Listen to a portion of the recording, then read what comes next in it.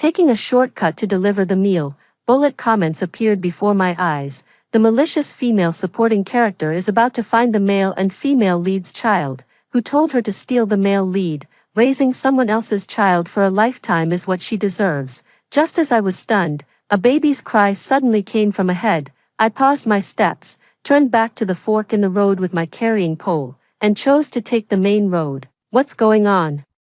Why isn't the supporting female character continuing down that path? Is she just going to let the adopted daughter cry there? Hurry back and pick up the child. There are wild dogs on the path. It's dangerous for the child. The baby's cries gradually faded into the distance. I watched the barrage of comments intently. That's when I found out that I was actually the villainess in a story about educated youth. I would pick up an abandoned baby girl on my way to deliver meals and work hard to raise her, and because I loved the male lead to the bone, I gave up the chance to return to the city, helped him take care of his sickly parents, and forced him to marry me through moral coercion. Unfortunately, in the end, it was all for nothing. I willingly stayed in the countryside, wasting my youth, and went to great lengths to take care of the male lead's entire family, allowing him to focus on his studies.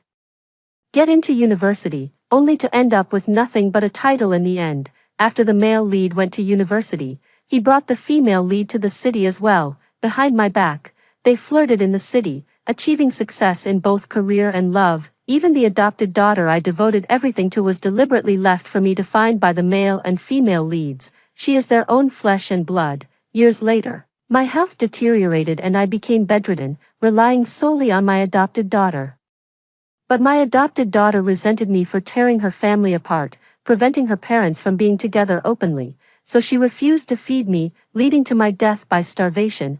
After my death, the male and female leads embraced tightly before my grave, lamenting the hardships of their secret love over the years, then generously forgave me, wishing me to be a better person in my next life. This absurd plot sent a chill down my spine.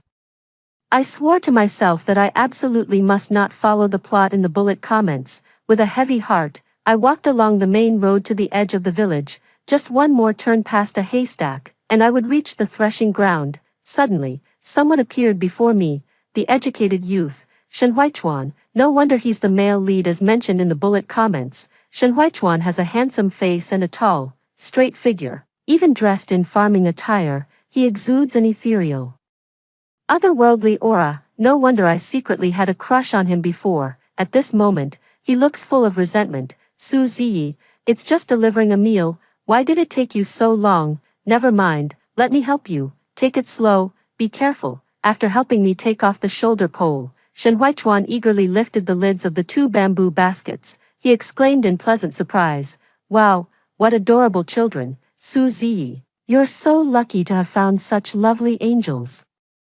You must take good care of them." Before the words had even finished, Shen Huichuan's voice abruptly stopped, because in front of him were 2 bamboo baskets, one filled with flatbreads, the other with a thermos. There was not the slightest trace of a baby anywhere. His face twisted in panic as he hurriedly stood up and grabbed me, his forehead beaded with cold sweat, his voice trembling. "Did you encounter anything on the way? Ha, so now he knows to worry. Wasn't it his idea to have the female lead abandon the child on the path, waiting for me to pick it up when I passed by?" My wrist ached from his tight grip, and I couldn't help but frown and scold him. "Let go." I took the main road and didn't encounter anything. Shen Huichuan, however, seemed not to hear, gripping my hand even tighter. "You take the side path every day. Why did you take the main road today? If anything happens to my things, I'll make sure you regret it." I struggled desperately to break free from him and took 2 steps back. Today, there were stray dogs on the path, and I was scared, so I took the main road. Upon hearing the words, "stray dogs," Shen Huichuan's face turned deathly pale, his pupils dilating with fear. "No, absolutely not." He pushed me away forcefully and fled in a panic, not caring which way he went. I was pushed and stumbled. Fortunately, there was a haystack behind me, so I wasn't injured. Watching Shen Huichuan's retreating figure, the plot from the barrage flashed through my mind. I flexed my wrist and spat fiercely. "Bah, expecting me to raise your child and serve your whole family. Shameless." The morning's labor came to a temporary halt, as everyone sat on the haystacks to eat. The brigade accountant approached with the ledger in hand. Comrade Su, Shen Huichuan has been absent for 18 days this month. No, 18.5 days. How many work points should we allocate to him? Upon hearing this, the educated youths all looked at me with complicated expressions. Shen Huichuan often shirked his responsibilities to secretly care for the pregnant female lead, Lin Wanwan, and the work points he earned were never enough to cover the deductions.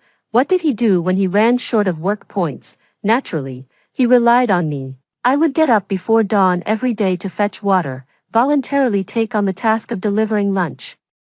And all the work points I earned were used to subsidize Shen Huichuan. Not only that, I also scrimped and saved, exchanging my rationed grain for eggs to nourish him, yet I couldn't bring myself to eat a single one. Sometimes, when I was starving at night, I would get up and gulp down 2 bowls of cold water, enduring the stomach pain as I fell asleep, but despite my sincere devotion to him, all I received in return was his malicious scheming. What kind of bullshit male lead is this?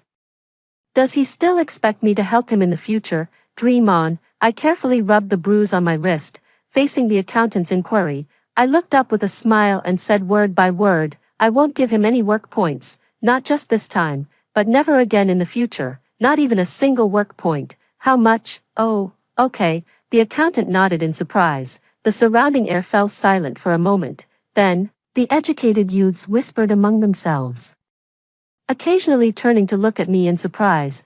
They couldn't understand why I had suddenly changed my attitude toward Shen Huichuan and Lin Wanwan. The barrage suddenly exploded. What's up with the villainous? The female lead Lin Wanwan is still in her postpartum confinement period, without work points. How can she exchange for food stamps to buy meat? Please, villainous, just follow the plot honestly. We paid money to watch sweet romance scenes. I watched the barrage of comments with a blank expression, feeling somewhat puzzled.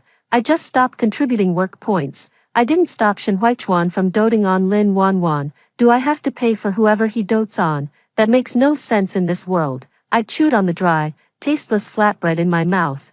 I took out the egg I had prepared for Shen Huichuan from my pocket, and under the envious gazes of everyone, I peeled it and ate it in big bites. Just then, the bullet comments started refreshing again. Oh no, the child was bitten by a wild dog. It's all because the malicious female supporting character didn't pick her up. Fortunately, the male lead arrived in time and saved his daughter, but she still got injured. I hope the baby recovers quickly and doesn't get any scars. Was the child bitten by a dog? I was taken aback for a moment, but then I calmed down. The child isn't mine, and I didn't throw her onto the path. Besides, it was a stray dog that bit her, not me personally. What does that have to do with me? In the afternoon, while drying the rice, someone who had returned from the commune brought news. Shen Huichuan went crazy, carrying a baby girl covered in blood to the health center. They say he found her on the road, bitten by wild dogs. Poor thing. The doctor said even if she recovers, she'll be left with scars. That little girl is probably disfigured. Shen Huichuan immediately knelt down before the doctor. Usually, he didn't show it, but at critical moments, he was a warm-hearted person, so anxious for the child he had picked up that he even cried. As he spoke, he also gave me a thumbs up. No wonder Comrade Su took a liking to Shen Huichuan. This man has great compassion in his heart. He can feel the urgency of others as if it were his own. If I didn't know better, I'd think she was his own daughter. Me, it's truly her own daughter. The bullet comments said the child's condition hasn't stabilized yet and needs someone to take care of her overnight. That night, Shen Huichuan indeed did not return to the educated youth point. I didn't pay attention to any of this. I dug out the grain coupons from the closet and went to the supply and marketing cooperative to buy myself a can of malted milk powder. I was afraid that if I spent them too late, the grain coupons would grow wings and fly into Shen Huichuan's pocket. As night fell, the familiar feeling of hunger struck again. Without hesitation, I dug out the eggs I had saved for a long time and, gritting my teeth, boiled 4 for myself. Crouching by the stove, I wolfed down boiled eggs and drank hot malted milk. Before I knew it, my body grew warm, as if floating on a cloud. In the pitch-black night, I lay on the warm earthen bed, staring at the paper-covered roof in confusion for a long time. So this is what it feels like to have a full stomach. It's wonderful. From now on, I will never go hungry again. All the good things, I'll keep for myself to eat. To hell with the male lead. Get as far away from me as possible. Early the next morning, while I was sleeping soundly, I was shaken awake by Lin Wanwan's mother. Yu Xiufan remarried into this village with her daughter, so she had little say at home, and her husband's family naturally refused to raise Lin Wanwan's child. At this moment, her face was full of resentment. Sleep, sleep, sleep. Don't you see what time it is? Get up and go fetch water for the production team. Oh, and Comrade Xiaoshan has something to do today, so after you finish fetching water, help him feed the pigs. I rubbed my eyes and was about to get up out of habit when the bullet comments appeared again.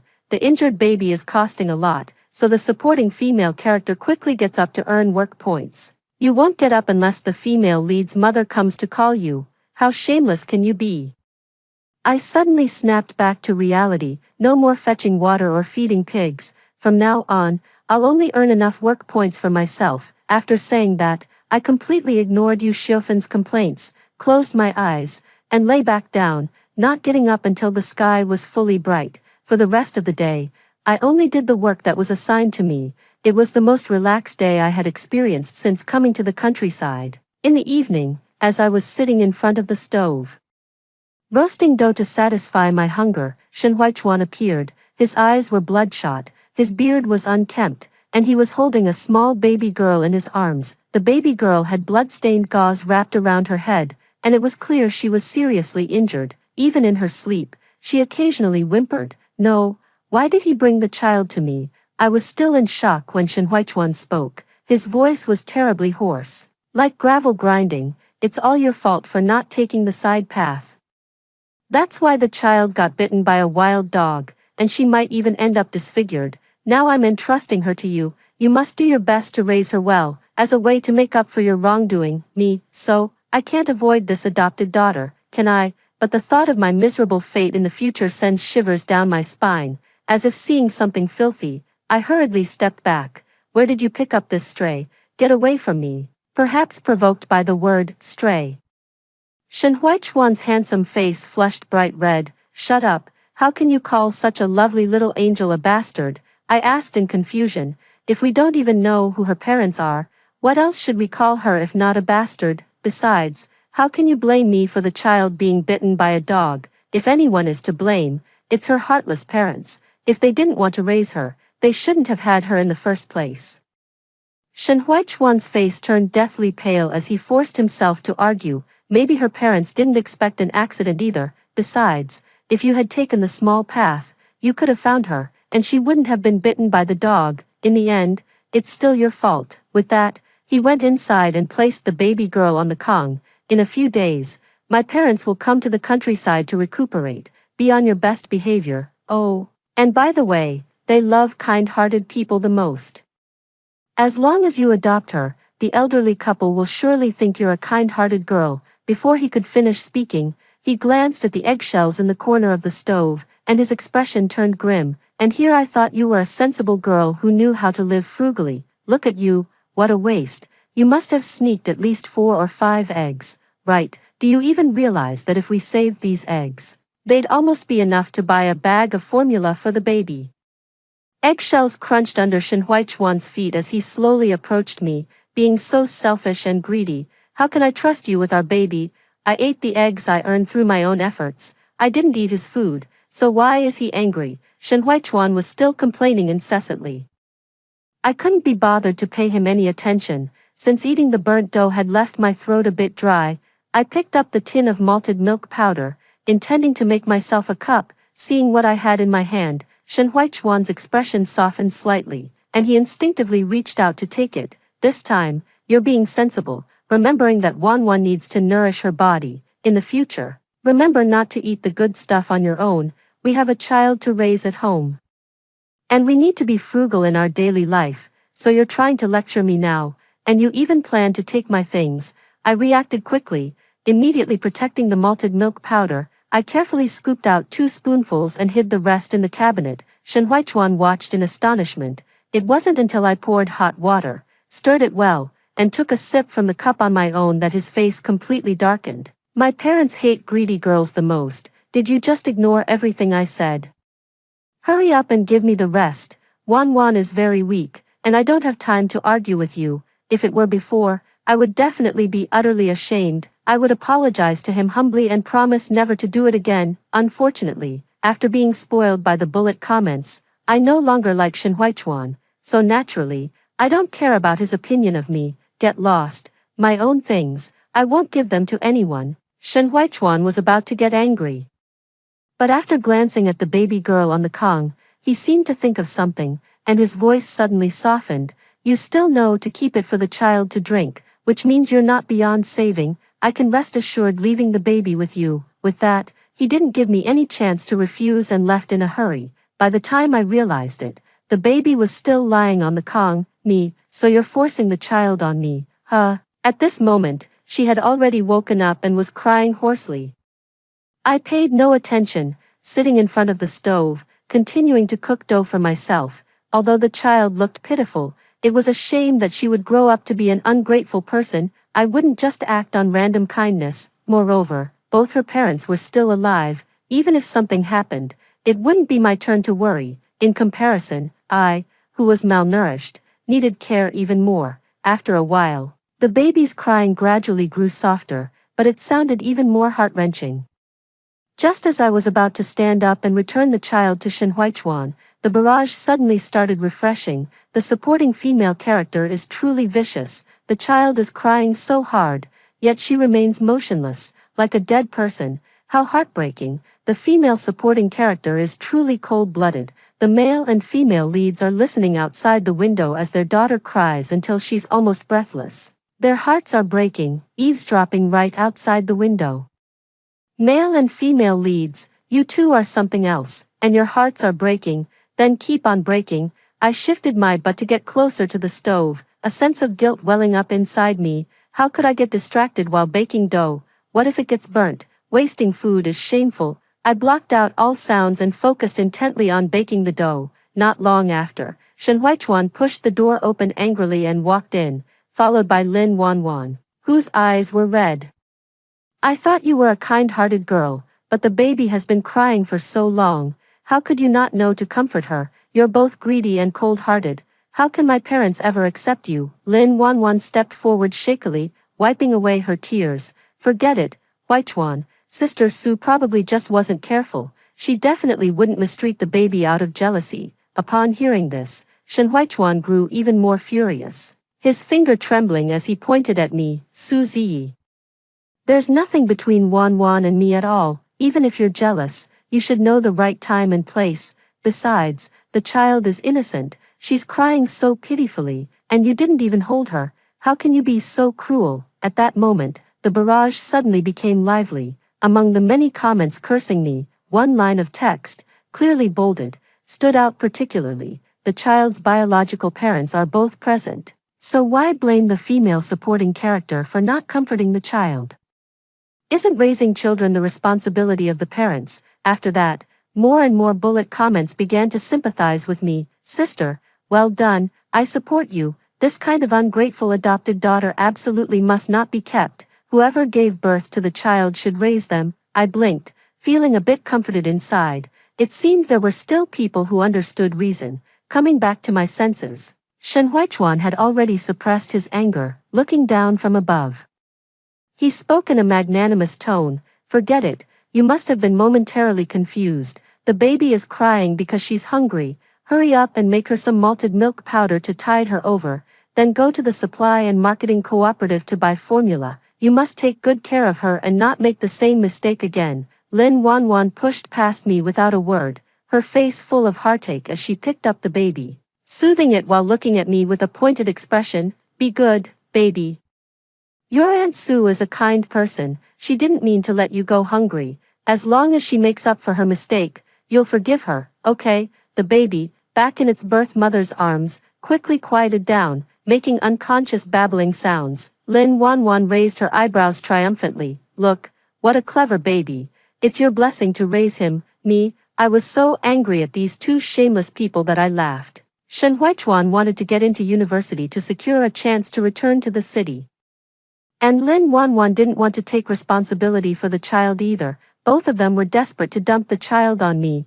If you don't want to raise a child, then don't have one. My tone turned cold. Since you care so much about this child, you should think about her well-being. The most important thing right now is to find her biological parents. Giving birth but not raising a child is abandonment.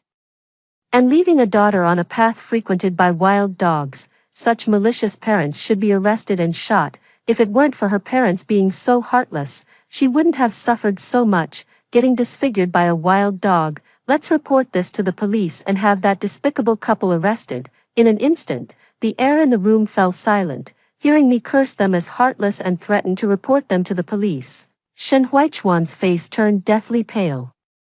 His eyes filled with an overwhelming sense of guilt and a hint of fear. Lin Wanwan wasn't doing much better either. Holding the baby, she stood there motionless, tears streaming down her face, her whole body swaying unsteadily, looking as if she were about to fall apart. Don't call the police.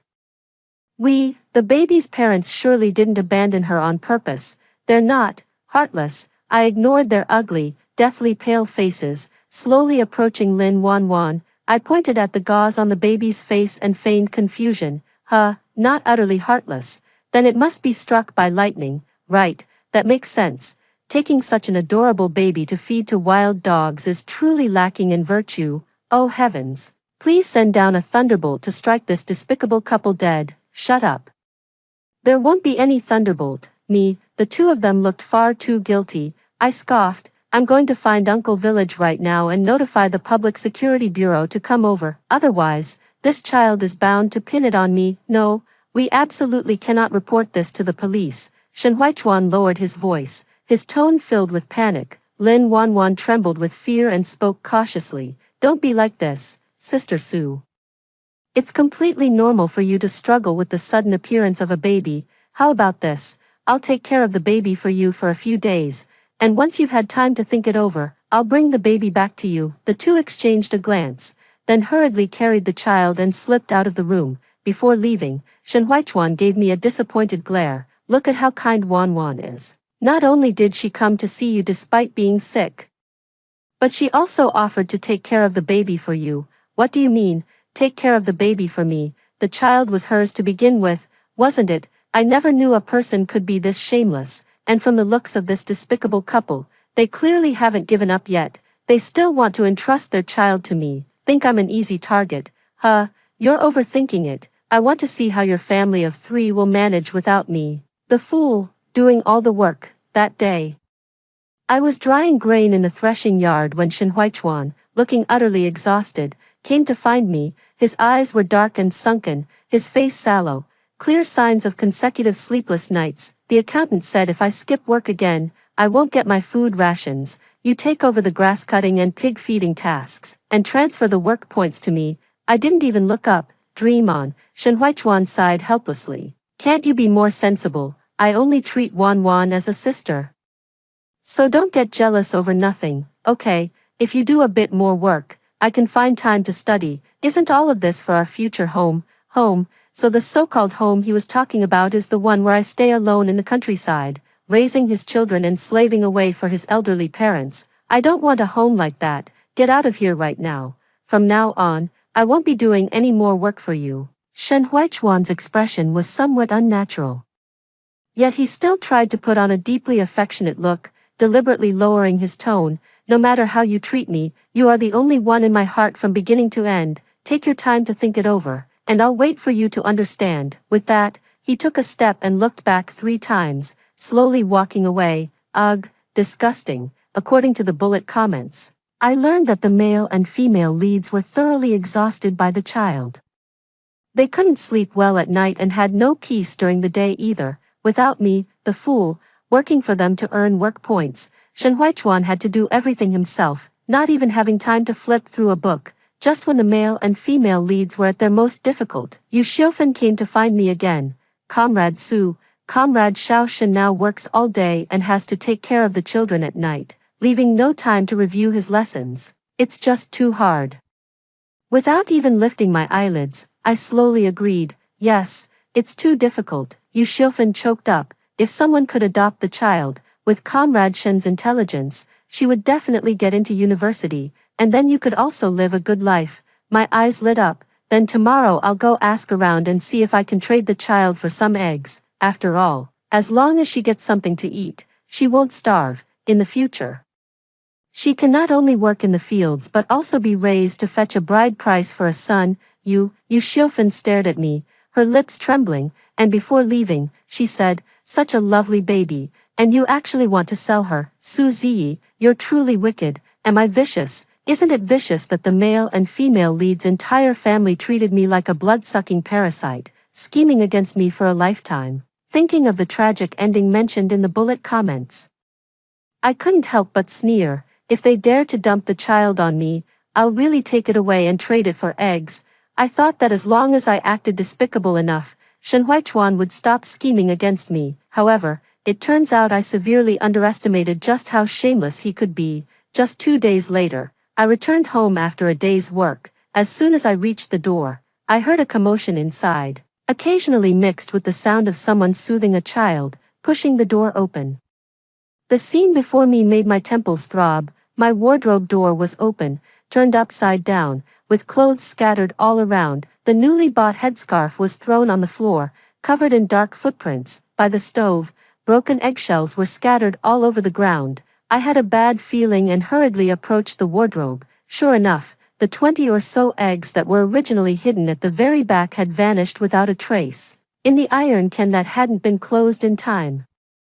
Only a small portion of the malted milk powder remained. Moreover, the $40 I had saved for so long, along with some food coupons, were all gone. Was this a robbery? Looking again at the Kong that had just been cleaned in the morning, footprints and dirt were everywhere. The two elderly people sat cross-legged in the middle of the Kong, not even taking off their shoes, and were doting on the baby with loving expressions. Shen Huichuan and Shen Ziyi sat nearby, occasionally chiming in. The whole room was filled with laughter and joy. It felt just like a family. No, they were indeed a family. But, what are you all doing at my house? I was so angry that my lips trembled uncontrollably. Who allowed you to touch my things? At that moment, the family finally noticed me. The two elderly people snorted, looking at me with clear dissatisfaction. Why Chuan, is this the kind-hearted girl you mentioned? I don't think she's all that great. Isn't it just that she ate a little of her food? How dare she give us attitude? She's so ignorant of the rules. If she doesn't change her ways properly, I won't agree to her entering our Shen family. Shen Huichuan hurriedly tried to soothe them. Mom, Dad, don't be upset. Ziyi is essentially a kind-hearted girl. She just made a mistake in the moment. Please don't hold it against her. I'll have her apologize to you right away. As he spoke, Shen Huichuan frantically signaled to me with his eyes. What kind of attitude is this? No matter what, my parents are your elders. They came all the way from the city to the countryside to recuperate and help take care of your child. Isn't it only right that you show them some respect and offer something in return? My hand trembled as I reached out. Don't ruin my reputation. I'm an unmarried woman. What child would I have for them to help take care of? Hurry up and clean my house. Return everything you've damaged. Along with my money and food coupons. Shen Huichuan's face stiffened, and he stammered, unable to speak. At that moment, Lin Wanwan spoke up in a coquettish tone. Uncle, Auntie, please don't be angry. Sister Su is just a bit narrow-minded. She definitely didn't mean to put on airs or try to ride roughshod over her in-laws as soon as she entered the house. As soon as these words were spoken, the two elderly people's expressions changed drastically. Their noses and eyes glaring at me with palpable dissatisfaction. Shen Huichuan furrowed his brows even more tightly. Su Ziyi, your scheming is too deep. Kneel down and apologize to my parents right now, and I'll forgive you, letting you enter the Shen family. Wait, who the hell wants to enter your Shen family? I finally see it clearly. These too old and too young are nothing but two shameless, despicable couples. Not only did they come to my house to steal and take things, but they also tried to force me to kneel and apologize. I'll apologize to your mother. I must get back what I lost and make them pay the price. The most important thing right now is to stabilize them first. Thinking of this, I took a deep breath and forced myself to put on a pitiful smile. An apology must be backed by real action. How can it just be empty words? I'll go get ready. You all stay at my house, don't leave. And be sure to wait for me. After saying that, I ignored their smug looks. I ran out of the house as fast as I could and went to the brigade to find Uncle Zhao, my father's comrade in arms. Uncle Zhao, something terrible has happened. Someone has forcibly taken over my home and is forcing me to raise their illegitimate child. What's going on? After hearing my explanation, Uncle Zhao was furious. Don't worry, my dear, before your father passed away, he entrusted you to me. I will never let anyone bully you. Just wait, I'll inform everyone right away, in no time. A dozen villagers gathered at my doorstep, at Uncle Zhao's command. Go in and arrest the troublemaker. Soon, sounds of fighting and crying came from inside the house. The barrage of comments was rapidly refreshing. This is insane. How dare they beat the male lead into a pig's head, completely stripping him of his dignity. It's like turning the world upside down, but it's so satisfying. I'm a country bumpkin, and I love watching this. The two old geezers got beaten up too. The male lead is such a filial son, still daring to talk tough. Well, now his pig's head has turned into a swollen pig's head. Me, why does it feel so satisfying? I grinned from ear to ear. Uncle Zhao reminded me not to be soft-hearted when he helped me ask for compensation later. I nodded vigorously. Don't worry, Uncle Zhao, I definitely won't be soft-hearted. Right now, I wish I could completely ruin and destroy them all. How could I possibly let them off easily? Soon. Shen Huichuan and the two old fools were escorted out. Lin Wanwan's face was deathly pale, holding the child and trembling as she stood to the side, not daring to meet my gaze. I slowly made my way over to the Shen family. The barrage of comments truly didn't lie. Shen Huichuan had indeed been beaten to a pulp, with blood trickling from the corner of his mouth, while the two old folks were also bruised and swollen, groaning in pain. At that moment, they were all glaring at me with murderous eyes. Shen Huichuan spat out a mouthful of blood mixed with teeth, squinting his eyes as he scolded me. Su Ziyi, how dare you hire someone to beat me up, and even hit my parents? You're completely lawless. I'm going to reconsider whether I should let you into my Shen family. The two old things also spat at me. Huichuan, is this the daughter-in-law you found for us? She's a disgrace to our Shen family. Once she enters our household, we'll definitely discipline her strictly, even now. This family still fantasizes about marrying me into their home and then tormenting me. Are they still dreaming? Uncle Zhao was also speechless and could only exchange glances with the villagers. After a long pause, he looked at me uncertainly. Girl, are you really going to marry him? Uncle advises you. This family doesn't seem like good people. You must think twice. With that, he pulled out a letter of introduction. Uncle has arranged everything for you. The director of the city's canned food factory is my old superior, and I've secured a job opening for you. All you have to do is nod, and you can return to the city to work. Instantly, my eyes grew sore. I agree. I don't want to stay here and serve the Shen family. They have no shame, getting pregnant before marriage and then dumping the child on me to raise. Before the words had even finished, the Shen family and Lin Wanwan's expressions changed drastically. Shut up. What do you mean, pregnant before marriage? This child was found by us. If you're too cold-hearted to adopt, that's fine, but why slander others like this? At this moment, a large crowd of onlookers had gathered at the door, pointing and whispering. Forcing a young unmarried woman to raise a child is just too much. Shu, did you see that? Lin Wanwan is a loose woman. She's already had a child. Ugh, how shameless. Under the baptism of the villagers' spittle, Lin Wanwan broke down in tears. Forcibly shoved the child into Shen Huichuan's arms, covered her face, and fled. The Shen family refused to compensate for my losses. Uncle Zhao had no choice but to have the villagers escort them to the Public Security Bureau. 2 days later, I got back the 40 yuan that belonged to me, plus 60 yuan in compensation, making a total of 100 yuan, enough for me to settle in the city. I bid farewell to Uncle Zhao and the villagers, and with the letter of introduction, I went to the city's canned food factory and became a procurement officer there. The bullet screen occasionally reported the recent situations of the male and female leads, but I paid no attention, only jotting down some important future information in my notebook, such as the stock market, private management rights, reform and opening up. 3 months later, I returned to the countryside with the task of purchasing fruit, while discussing the acquisition contract with Uncle Zhao. Shen Huichuan arrived at the brigade with a child in his arms. It hasn't been long since we parted, but he has already become so thin that he looks like a different person, no longer the spirited and confident man he once was. A heavy gloom now emanates from his entire being. He called me aside alone. It was Lin Wanwan who seduced me. That's how this child came to be. You like me so much. You'll forgive me, right? You stay and raise the child. Help me take care of my parents. That way, I can focus on my studies. When I take the exam again next year, I'm sure to succeed. Then our whole family can live in the city, and the child will be filial to you in the future. I waved my hand to cut him off. So you mean, after you get into college, you'll take me to live in the city as a city person, right? But I'm already a city person now.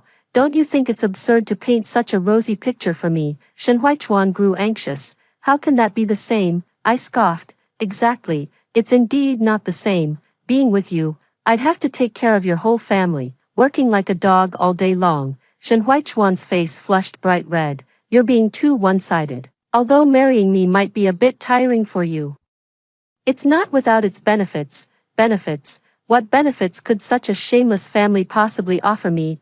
I wanted to drive him away, but my damn curiosity got the better of me, so I couldn't help but ask, tell me, what are the benefits of marrying you? Shen Huichuan looked at me with an expression that said, you're getting a great deal. The benefit is that after you die, you can be buried with me in the Shen family ancestral grave. How about that? Happy, right? Be buried with him.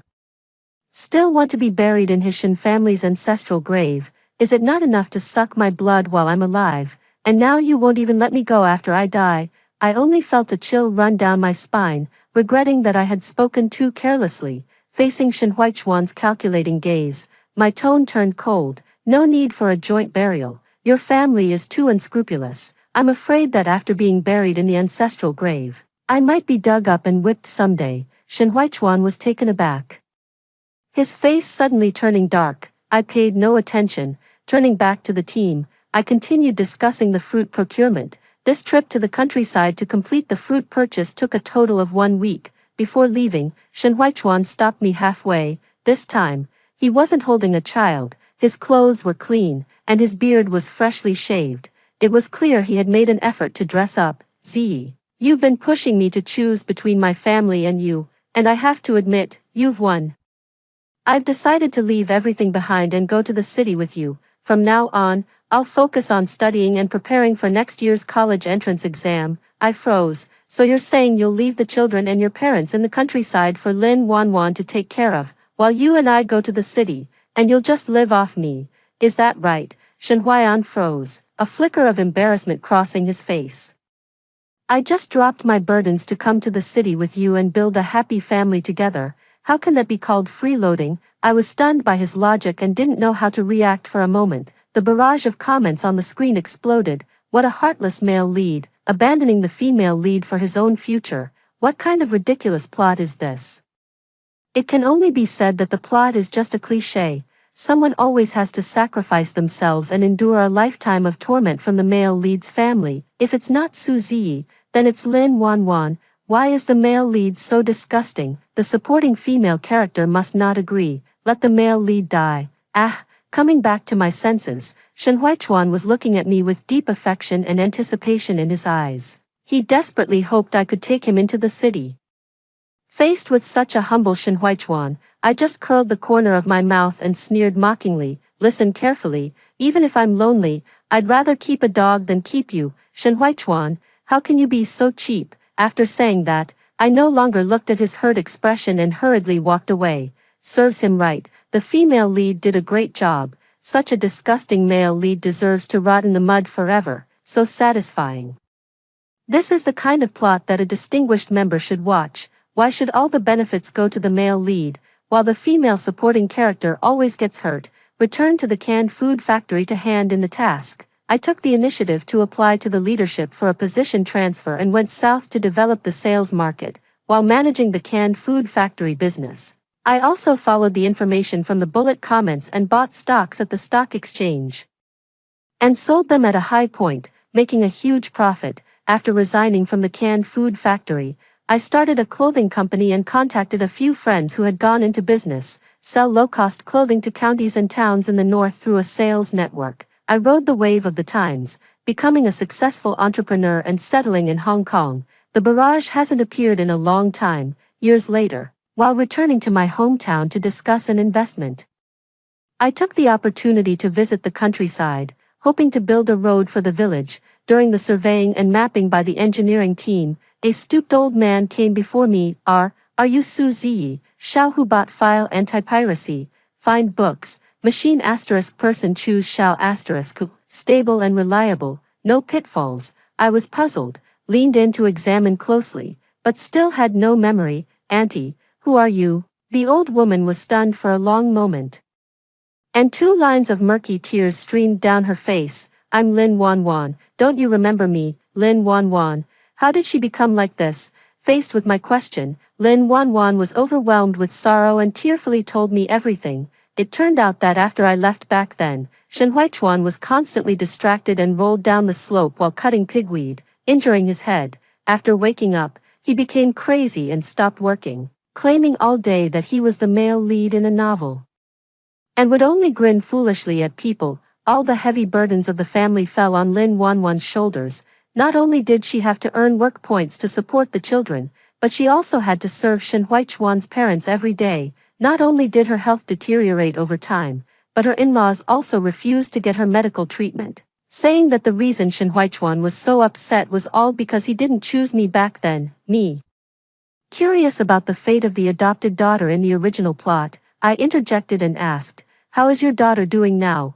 After she grew up, she felt ashamed of having a crazy father and ran away from home with a hooligan wearing bell-bottoms. It's been 2 years since she last came back. Lin Wanwan continued to ramble on. Shen Huichuan's parents died. They starved to death inside the house. After Lin Wanwan's daughter ran away from home, she refused to continue supporting her in-laws.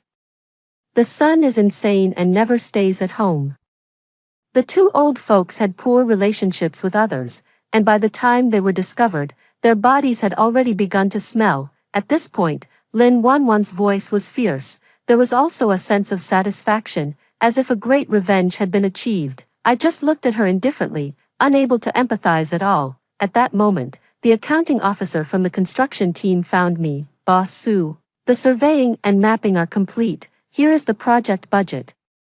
Could you take a look and see if the plan is acceptable? I casually dismissed Lin Wanwan, carefully review the engineering reports. When leaving the village, the bullet comments that hadn't appeared for many years resurfaced. The font is very bold, yet it only has 3 large characters. The end. I silently said thank you in my heart to the barrage of comments. The story has ended, my life continues. As long as you make the right choices. Even a supporting character can be the protagonist of their own life.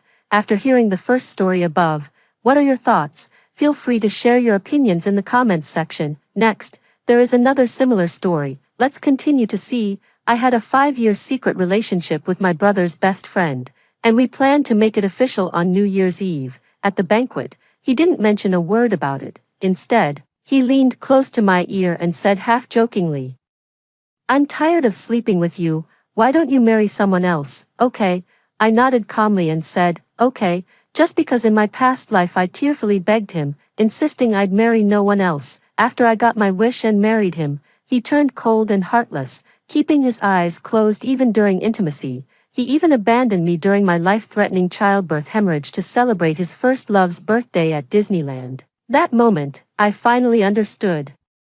Love that is begged for is destined to fade away, reborn in this life. I smiled and agreed, I'm tired of it too, let's break up. After hearing those words come from my mouth, Ethan froze for a moment, thinking he had misheard. I, who have always been quick to explode at the slightest spark, suddenly became docile. He reined in that half-joking tone and looked at me seriously. Nancy, do you know what I was just saying? A faint, indifferent smile still lingered on my face. I know. Didn't you say I should find someone else? In my past life, if he had uttered even a single word that displeased me, I would have clawed at him like a frantic cat until he apologized, but this time, I chose to let him have his way, and to set myself free. Ethan frowned and said, Nancy, what's wrong with you today? Before Ethan could finish speaking, the sound of shattering glass came from the next table. Immediately after, a graceful figure in white disappeared through the door in tears. Hearing the commotion, people at nearby tables turned to look. My brother Jim nudged Ethan with his elbow. Isn't that the person who smashed the cup your ex? Did you invite her here today? It's the new year. This really isn't the time to be breaking things. Could it be because of you? Ethan's handsome brows furrowed even deeper as he stood up and strode toward the door. Before long, the crying outside the door gradually softened, turning into whispers like those between lovers. The dishes kept coming, and I ate the food in my bowl with indifference. In the past, with every new dish served, I would put a little in Ethan's small bowl for him. This had been my habit since I met him. He received many work calls and often had to step out to answer them mid-meal. Every time my brother sees me being so attentive to Ethan, he always gets jealous. Wow, you're serving Ethan food again. You're never this attentive to your own brother. I've noticed for a while now. Could it be that you actually like that Ethan guy? Several times, I almost blurted out the truth. Ethan immediately distanced himself from me, ruffling my hair like a little sister, smiling as he said I was his sworn sister. I understood his meaning then. He didn't want our relationship to be public. For 5 whole years, he never posted anything about me on social media, not even posts visible only to me. He seems unwilling to leave any traces of the love we once shared.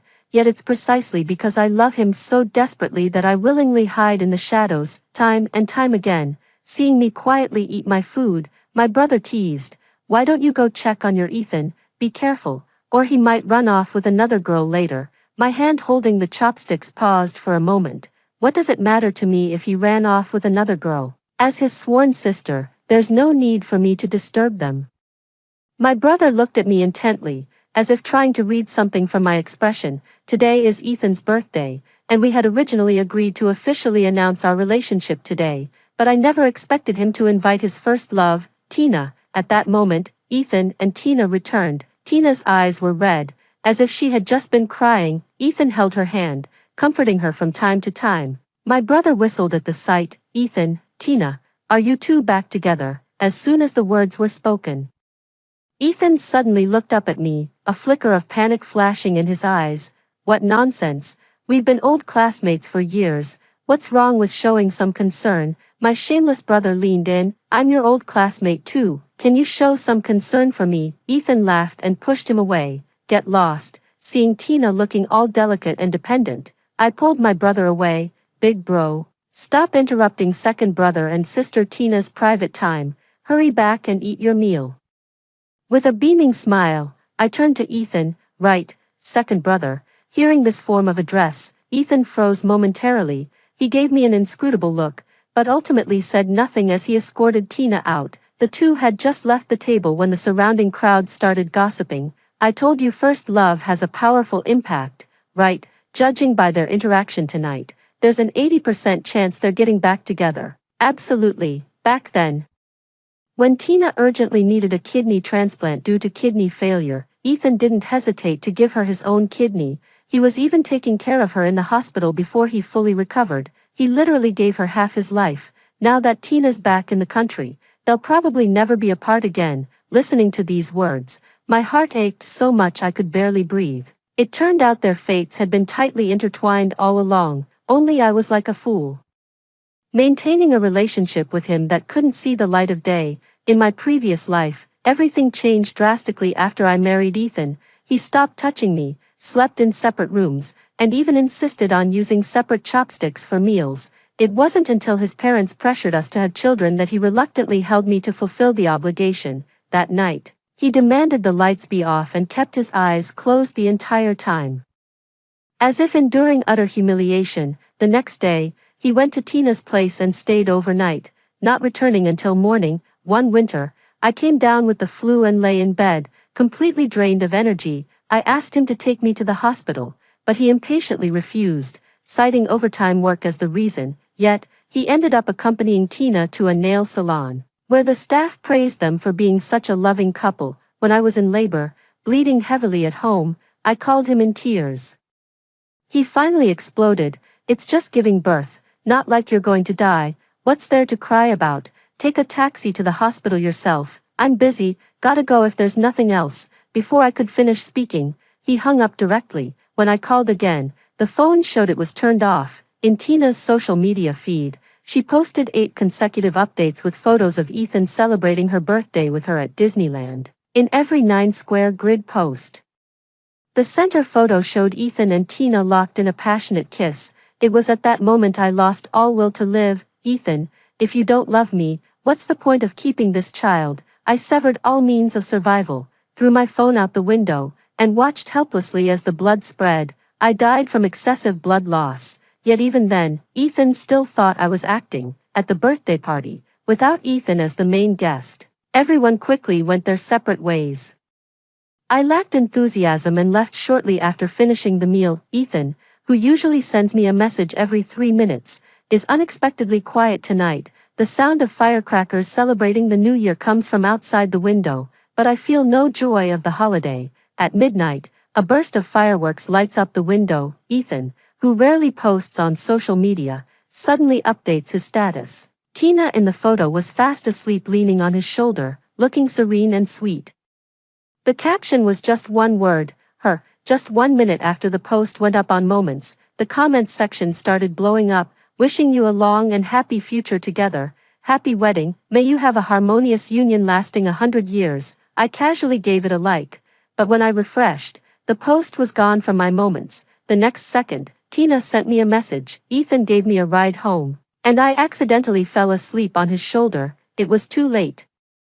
And I was worried about him going back alone, so I let him stay at my place overnight. You wouldn't mind, right? I replied with a faint From now on, whatever Ethan does or who he's with has nothing to do with me. Just as I was about to sleep, Ethan sent me a message too. What? Are the two of them already in sync to this extent? Tina just returned to the country and didn't buy many clothes for the new year. Don't you have a few new ones? Lend them to her to wear tomorrow. The mall is closed, afraid I won't make it in time to buy. Seeing this message, my already gloomy mood instantly hit rock bottom. The new clothes I bought myself, I haven't even worn them yet I have to give them to the person he loves most. What is he to me?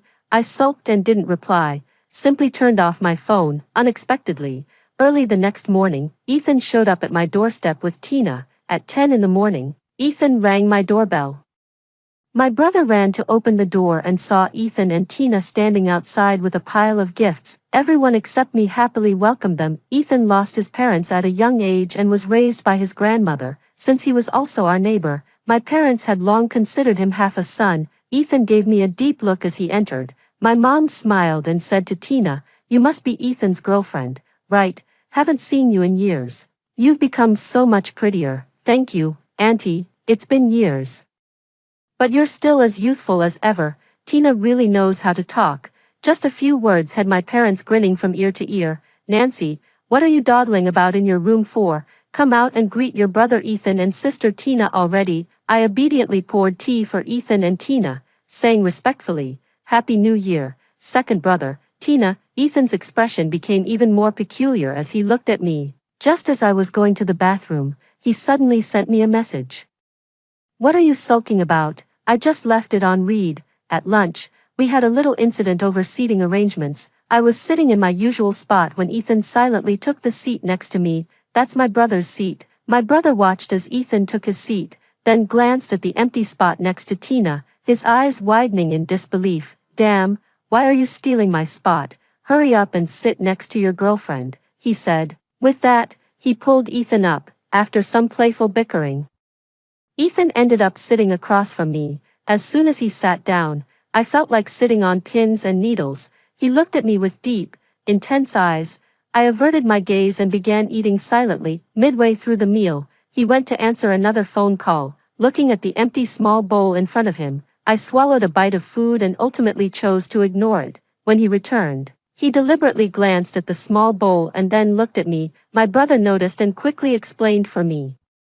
"We're just family having a meal. No one's competing with you, so don't make it hard for Nancy." Just then, my mother looked at Ethan, then at me, with an ambiguous gaze. She suddenly called my name at the dinner table. "Nancy, look, your brother Ethan has already brought his girlfriend home this year.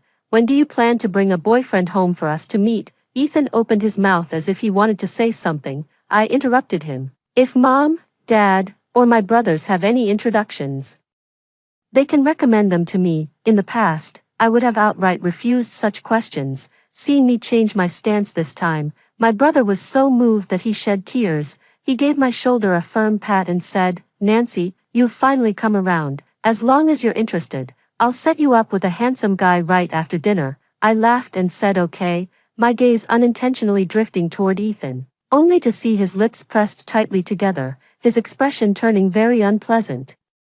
Amidst everyone's laughter, he suddenly interrupted us. Auntie, stop joking around. Tina is just an old classmate of mine. My mom froze for a moment, and Tina's smiling face instantly stiffened. My brother, never one to miss stirring the pot, chimed in. So you're still single? How about I introduce you to Nancy then? Hearing this, my already flustered heart tightened to its limit. He immediately nudged my brother and said, "Stop joking, Nancy is my sister." The heart hanging in suspense finally died, dead beyond revival. I took a deep breath and mustered all my strength to force a natural smile. Yeah, bro, don't talk nonsense. Ethan is my second brother. After dinner, Ethan left with Tina, and we didn't contact each other for the next few days. I ate and drank as usual, and actively participated in any class reunions. On the evening of the 5th day of the Lunar New Year, my brother had a class reunion. Seeing that I had no plans, he insisted on dragging me along. I went to bed early, refusing to go no matter what, but he said, "Tonight is your second brother's most crucial moment in life. As his younger sister, you must witness it." It wasn't until we arrived at the gathering that I finally understood. Tina plans to propose getting back together with Ethan at tonight's gathering. According to them, after Tina returned to the country, their relationship visibly heated up rapidly, with a high chance of reconciliation. A classmate who works at a jewelry store said that Ethan went to their shop to pick out a ring the day before yesterday. It's almost certainly for Tina. I basically knew all of my brother's classmates, and many of them greeted me when they saw me arrive.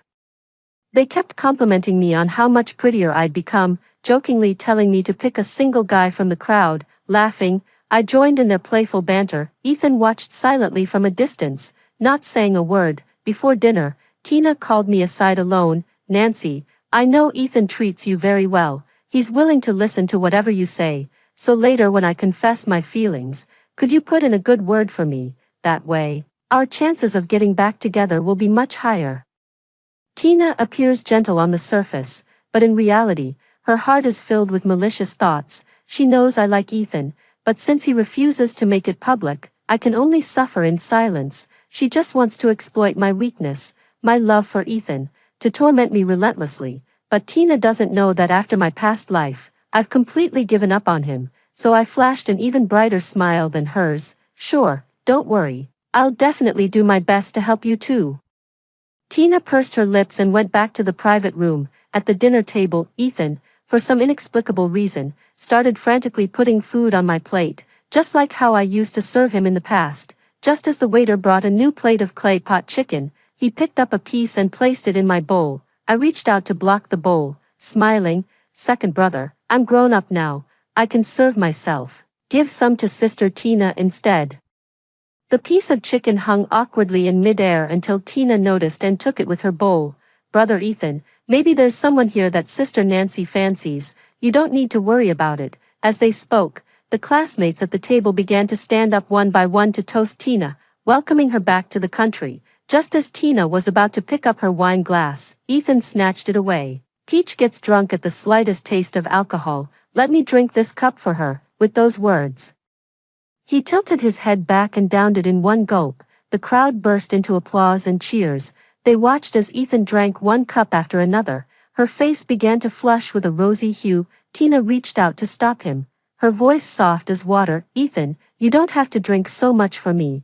It was unclear whether Ethan was drunk or not. He looked at Tina with a gentle expression. "It's okay, you can't handle alcohol. They're clearly taking advantage of you." At these words, the room erupted in murmurs. I knew Ethan's life was about to reach its most critical moment. Tina's face flushed crimson as her lips parted slightly. "Ethan, after all these years, I still can't forget you. Let's get back together, okay? Say yes, say yes." Everyone started cheering. Ethan paused, seemingly caught off guard by how the situation was unfolding. The atmosphere was perfectly set. The heroine bravely confessed her love, waiting only for the hero's nod of confirmation. A love story that has captured everyone's attention, a pair of peerless beauties, is about to be born. Watching the two under the spotlight, I also clapped and shouted, A girl as devoted and beautiful as Sister Tina is truly one of a kind. Second brother, won't you nod in agreement? Ethan, however, looked at me with utter shock. What's gotten into you, Nancy? Aren't you my girlfriend? What are you encouraging? As soon as the words were spoken, everyone present fell silent. My brother was the first to react, looking at Ethan and then at me with shock on his face. Nancy, what did he call you? Girlfriend? I smiled calmly and said, Bro, can't you see second brother is drunk? He's just fooling around. Ethan seemed quite displeased and pushed Tina aside to walk toward me.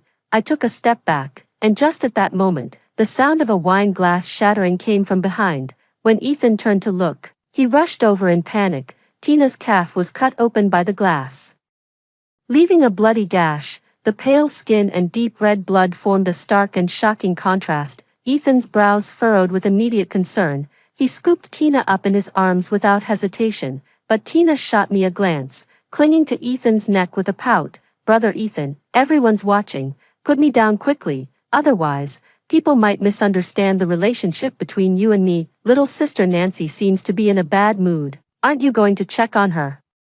Tina's voice wasn't too loud or too soft, but it just happened to drift into my ears. She deliberately said this to lure Ethan into clarifying his relationship with Tina in front of everyone. Unexpectedly, Ethan kept a stern face and ultimately said nothing. He merely glanced at me briefly before turning to Tina and saying, Don't mind her, let me take you to the hospital first. With that, he carried Tina out of the private room. The two had just left when my brother couldn't wait to come over and gossip. That Ethan guy never gets drunk no matter how much he drinks. Spill it, what's really going on between you two? Thinking about my brother's big mouth, I decided to keep it from him. I shook my head. Nothing's going on. Maybe Tina's sudden appearance just caught him off guard. My brother wanted to ask something more, but I waved him off and brushed it aside. I shouldn't have come to this class reunion in the first place. As soon as dinner was over, I made an excuse and left. Walking alone on the street, everywhere were couples or small groups of people, their faces lit with happy smiles, gathered together setting off fireworks. Suddenly, I felt this New Year celebration was quite meaningless. I quickened my pace, planning to go home, wash up, and sleep. Just as I was about to reach the building, Ethan appeared. I sped up and ran toward the entrance. But he cut me off first. I dodged to the side, but he forcefully pulled me into his arms. If I hadn't experienced my past life, perhaps I would have lingered in this warm embrace. The next second, I leaned against him and burst into tears, but having lived a second life, I coldly pushed him away. Second brother, this is right under my family's apartment. What if my parents see us and misunderstand? He paused, and the hand he had extended to me ultimately withdrew. Sometimes I don't understand. If you think I'm not good enough to be seen with you, why stay with me at all? He demanded. What's wrong with you today? Why were you joining in with that crowd? I shrugged indifferently. Isn't it true? Tina still can't forget you, Nancy, and you nearly gave your life saving her back then. I think you two are quite compatible. Getting back together is natural. I was being honest. But Ethan took it the wrong way. He rarely showed even a hint of a smile. What about you? Have you forgotten your place? Who was it that said if I got too close to any girl, someone would? Ethan. I looked straight at him, enunciating each word clearly. We've already broken up. The next second, Ethan finally panicked. Who said we broke up? I won't allow it. What's not allowed? Before I could speak, my brother's boisterous voice came from behind me. I turned around with a smile and explained. Second brother wants to give Tina a ring. So he came to ask me what style girls like. He said if I don't answer seriously, he won't allow me to go home. Ethan's face instantly darkened. He grabbed my arm and was about to say something when my brother interrupted him. If it's meant for her, why don't you ask her directly? Why ask my Nancy? Or do you want to give Nancy a ring? At the last sentence, Ethan's face turned slightly red. I pried Ethan's fingers off my arm one by one. Since you've decided to get back together with Sister Tina, second brother, you should hurry and find her. She's injured her leg and needs someone to take care of her. Nancy, do you even hear what you're saying? Who said I was getting back together with her? Ethan raised his voice excitedly, causing passers-by to stop and stare. Damn it, Ethan, what's gotten into you? Whether you get back together or not is between you and Tina. Why take it out on Nancy? Seeing that Ethan was about to lose his temper again, I nudged my brother. it's too cold, let's head back now, just got home, didn't even have time to take off my shoes, Ethan called. I hung up immediately, but he stubbornly kept calling. Finally, he sent me a message. What time are you going to sleep? I'll come find you later. I have so much I want to tell you. Can we talk? I didn't want to keep arguing with him, so I turned off my phone directly, but just as I turned off the lights to sleep, my bedroom door was knocked. Nancy, someone's looking for you. Come out now. I pulled the blanket over my head. I'm asleep, whatever it is. Talk tomorrow. It's Tina looking for you. My eyes snapped open, and I frowned. What does she want from me? Tina stood outside the door, holding several exquisitely wrapped gift bags, smiling warmly. I brought back a few sets of skincare products from abroad. I meant to give them to you earlier, but I forgot, as soon as the bedroom door closed. Tina's smile vanished instantly. I couldn't be bothered to put on a friendly smile anymore, so I got straight to the point. You came to me for something else, didn't you? Tina dropped all pretense and unceremoniously plopped into a chair, crossing her legs. Her demeanor made it seem like she was the lady of the house. Nancy, I won't beat around the bush. I know Ethan has been getting close to you these past few years while I was abroad, but I'm back now. And I'm going to marry him and have children with him. I hope you can keep some distance from him. A question mark slowly formed in my mind. Are you misunderstanding something? Ethan and I are just like siblings. Are you done? If you're done, please leave. I want to sleep. I wasn't close to her to begin with, and then she randomly accused me, which made me feel really uncomfortable. But the next second, Tina's face twisted with fury. If it weren't for you, Ethan and I would have gotten back together tonight. What are you pretending not to know? Can't you see Ethan likes you? If it were in my past life, I would have firmly told her that Ethan's heart belonged to me, but in this life, I see clearly now, Ethan still has feelings for Tina in his heart. Let me say it again, Ethan and I are just like siblings. That's how it is now, and that's how it will always be. This relationship will never change. If you like brother Ethan, then go after him bravely instead of wasting time on an outsider like me. Tina was left speechless by the retort and couldn't utter a word for a long time. In the end, she left those bags of gifts behind and walked away without saying anything. But after she left, instead of feeling the satisfaction of venting, I only grew more frustrated. In my previous life, just after Ethan and I officially announced our marriage, Tina came to see me privately. I thought she was here to cause trouble. But surprisingly, she was extremely calm. She took out her phone, scrolled through the chat records between her and Ethan from the moment they met until now, and showed them to me page by page, from the time they first became friends, the initial politeness, to getting to know each other, and then becoming familiar, from the first date, the first confession, to becoming a couple, even in the years after they broke up, when Tina went abroad. They maintained a seemingly friendly yet ambiguous connection. She watched the light in my eyes gradually fade, a hint of triumph rising in her. See, Ethan truly loves me, so what if you married him? His heart would never be with you. He married you not out of love, but mere obligation. Yet I refused to believe, convinced that cold chat records could never replace the person by his side day and night. Little did I know, Tina's words would prove prophetic.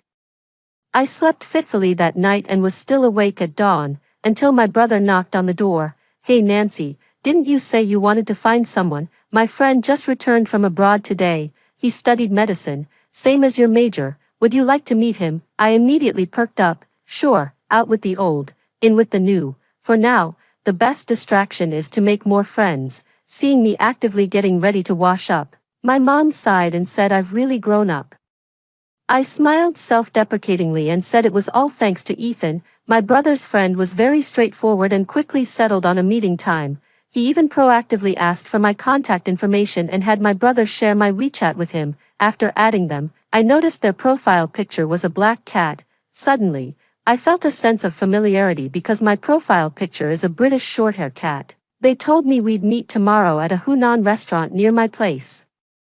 How did you know I love spicy food? I was pleasantly surprised, seeing it was the restaurant I frequented. Ask your brother. I couldn't help but feel a hint of admiration for someone who did their homework in advance. Just as I was on my way to the meeting, Ethan kept calling repeatedly. I impatiently hung up, seeing that I wasn't answering the phone. He switched to texting. Nancy, where are you right now? I'm coming to find you now, let's have a proper talk, Nancy. Could you reply when you see this?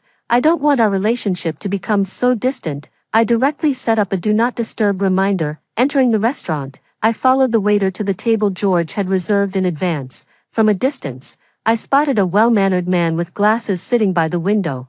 That must be my brother's friend. From the very first meeting, George was quite thoughtful. He pulled out a small gift for me.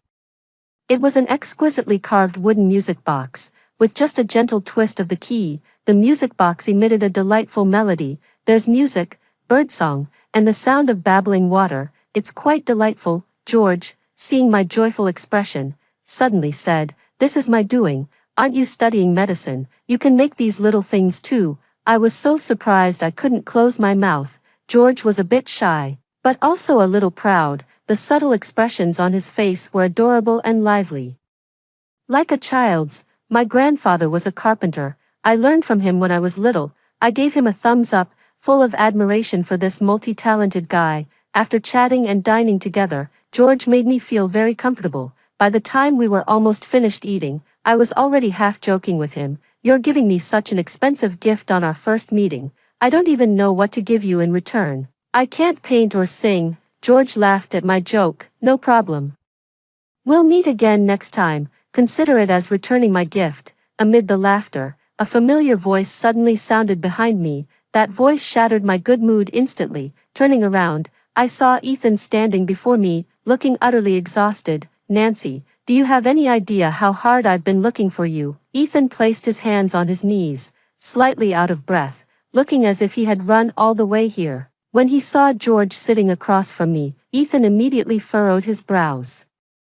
He quickly walked up to me and pulled me up from the chair. "I was wondering why none of my calls or messages got through to you. Nancy, you're something else. We're not even broken up, and you're already rushing to date another man." Ethan's voice wasn't too loud, but it was enough to draw glances from nearby tables. He pulled me so hard it hurt. I tried to shake him off, but he only held on tighter. "Ethan, don't talk nonsense. I already agreed to you after you brought up the breakup on your birthday last time. I'm single now, and you have no right to control which man I date." Ethan was completely enraged and actually tried to kiss me in public. I wanted to slap him, but both my hands were restrained, leaving me powerless to stop him. At that moment, a strong hand reached between me and Ethan. George effortlessly pushed Ethan aside and shielded me behind him. "Sir, if you continue like this, I'll call the police and report you for sexual harassment." "Who the hell are you?" "I'm talking to my girlfriend." "Get out of my way." Ethan recklessly grabbed George by the collar, trying to shove him aside. However, being shorter than George, he ended up being lifted off the ground by George's hands. "You, let me go, sir." With such a volatile temper, it's hard to believe you're her boyfriend. What if you're a bad guy trying to kidnap this lady? Everyone, think about it. Isn't that a possibility? George's rational and gentlemanly attitude quickly won the approval of those around him. Seeing he couldn't win against him, Ethan finally gave up struggling. But just as George set Ethan down, he suddenly lunged forward and attacked George. The two men fell to the ground, wrestling fiercely. Even the restaurant security couldn't hold them back. I dialed 911 with a blank expression. Then I called Tina. "Tell her to keep a better eye on her boyfriend." To my surprise, Tina coldly said, "Don't call me about Ethan anymore. There's no way we're getting back together." Before I could respond, she hung up the phone. I stared at my phone in confusion, unsure of what was happening. At the police station, the officers gave both of them a lecture on proper conduct and soon released them. As soon as we left the police station, Ethan couldn't contain his excitement and looked at me eagerly again. I sighed helplessly. "Ethan, please stop harassing me." No sooner had the words been spoken than Ethan couldn't wait to say, "I was drunk that day and made an unintentional joke. Don't take it to heart, Nancy. I never thought about getting back with Tina. The one I like is you." I let out a cold laugh. "You keep saying you like me, so why did we have to hide our relationship for 5 years? Why keep me in the shadows?" "Ethan, the person you like isn't me. It's yourself." With that, I turned and walked away. And Ethan immediately followed me like a dog. "I'm warning you, if you keep following me, I'll call the police." George stepped in to block him, and Ethan finally had no choice but to stand there and watch us leave. But I never expected that Ethan would turn around and announce our relationship to the whole world. Early the next morning, before I was even awake, my brother started banging on my door. "Nancy, get out here. I have something important to ask you." When I groggily opened the door, I saw Ethan and my brother standing there. I instinctively tried to close the door, but my brother blocked it. "Nancy, Ethan has confessed everything to me. Don't you have anything to explain?" "I have nothing to explain. We're just sworn siblings. But he told me you two dated for 5 years. What's going on?" Hearing my brother's words, I laughed. "Sure, we've been together for 5 years. Do you have any proof?" Second brother. Ethan opened his mouth but ultimately said nothing. In 5 years of dating, he never posted a single moment about me on his social media. Even if he did post, it was always group photos of the three of us. For 5 years in love, all the gifts we exchanged were related to food and drinks. He didn't want to leave behind anything substantial, afraid it might be discovered by others. I had doubts and felt wronged at times. He said I was still too young, worried my family would object, but I'm not that young anymore. I've been with him since I was 18, and now I'm 23. Ridiculously, Ethan couldn't produce a shred of evidence. At that moment, he suddenly remembered something. "Don't you have our photos together in your phone? Show them to your brother." I did have them, but I deleted all the pictures we took when we were alone. The only photo left is the group shot we took when the three of us went out together. My brother, who was listening to our conversation on the side, had already started to suspect something. He suspected that Ethan might have something wrong with his brain. "You say you've been in a relationship for 5 years, and it's one thing if people around you didn't know. How can there not be a single shred of evidence?" "Ethan, are you sure you're dating my sister? Is this how you date someone?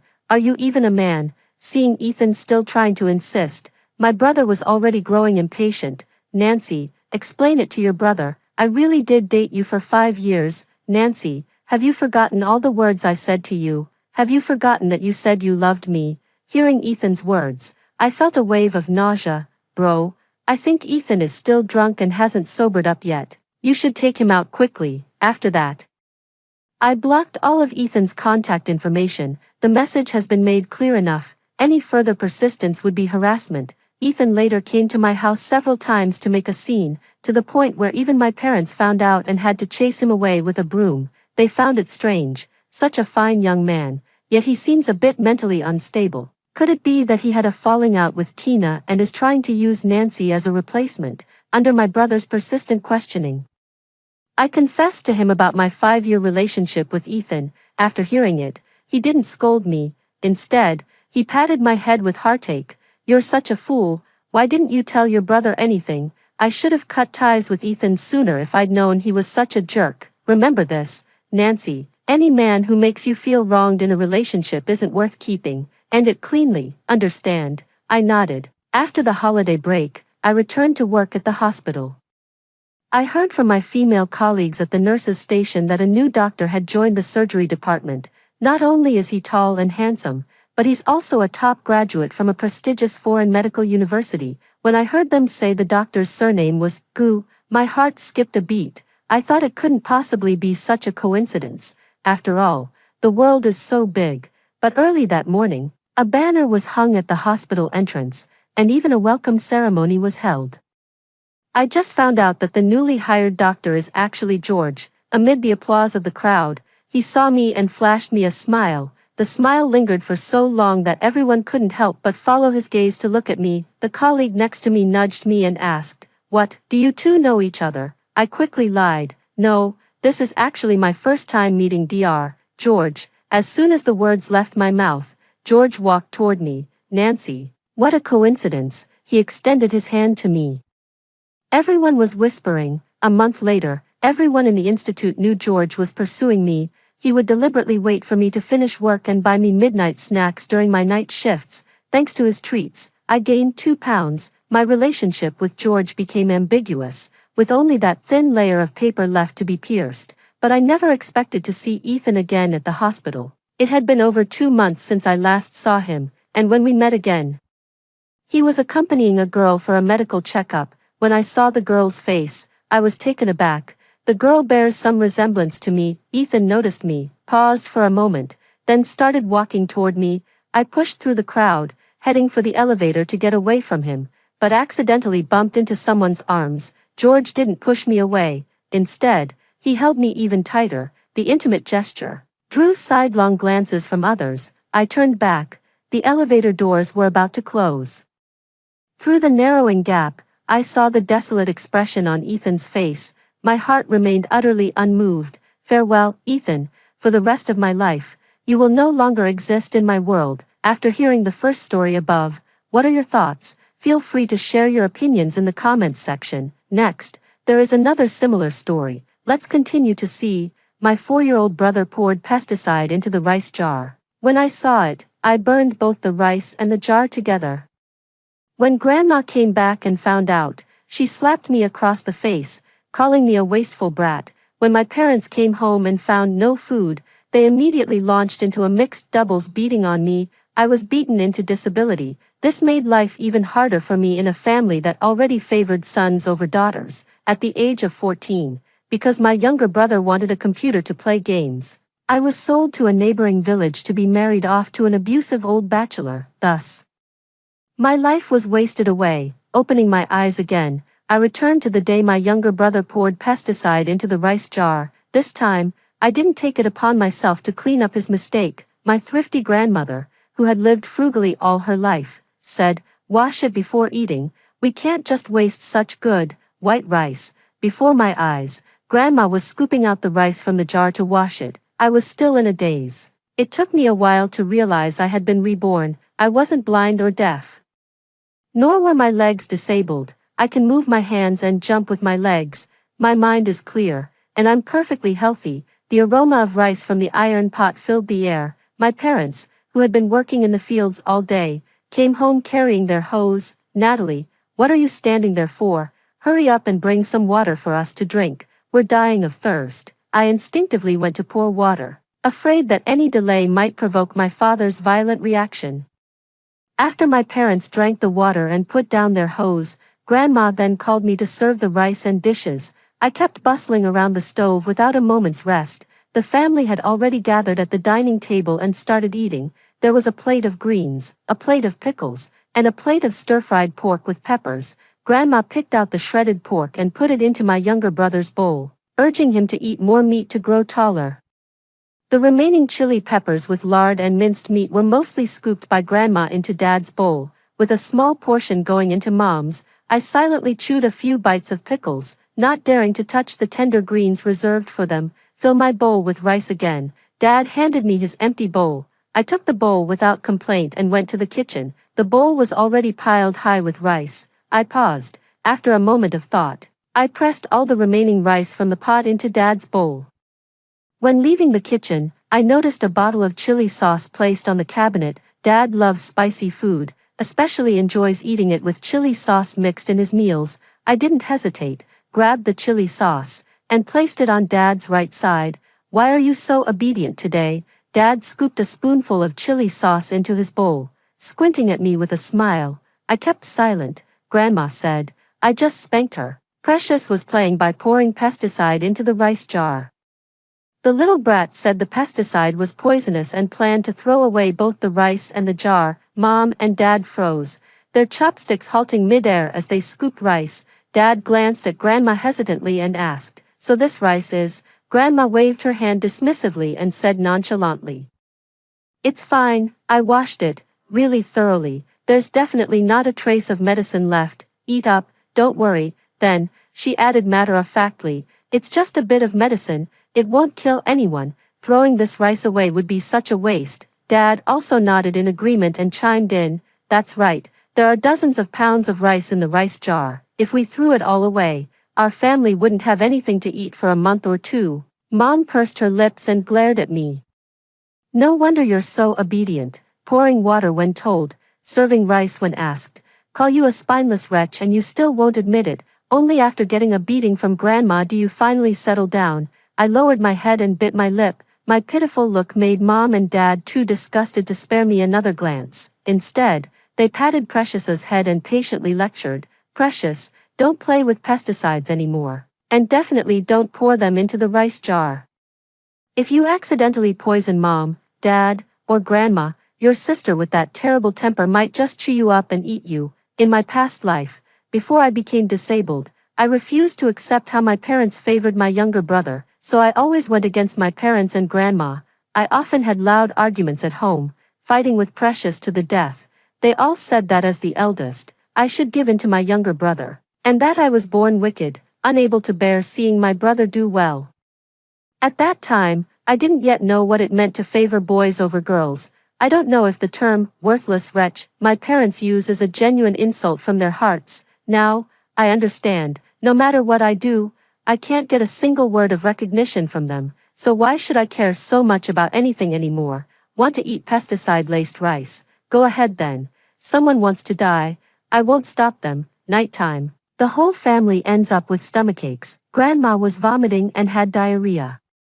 Lying weak on the bed, calling my dad's name, my mom was also holding her stomach, feeling extremely uncomfortable. She pushed my dad to get up. Precious's dad, get up quickly and check on mom. Did we eat something wrong? My stomach hurts so bad. My dad ignored my mom. My mom heard Precious calling again and hurried to her side. The silent night gradually grew noisy, the old ones making a ruckus, the young ones crying. My mother couldn't handle everything alone.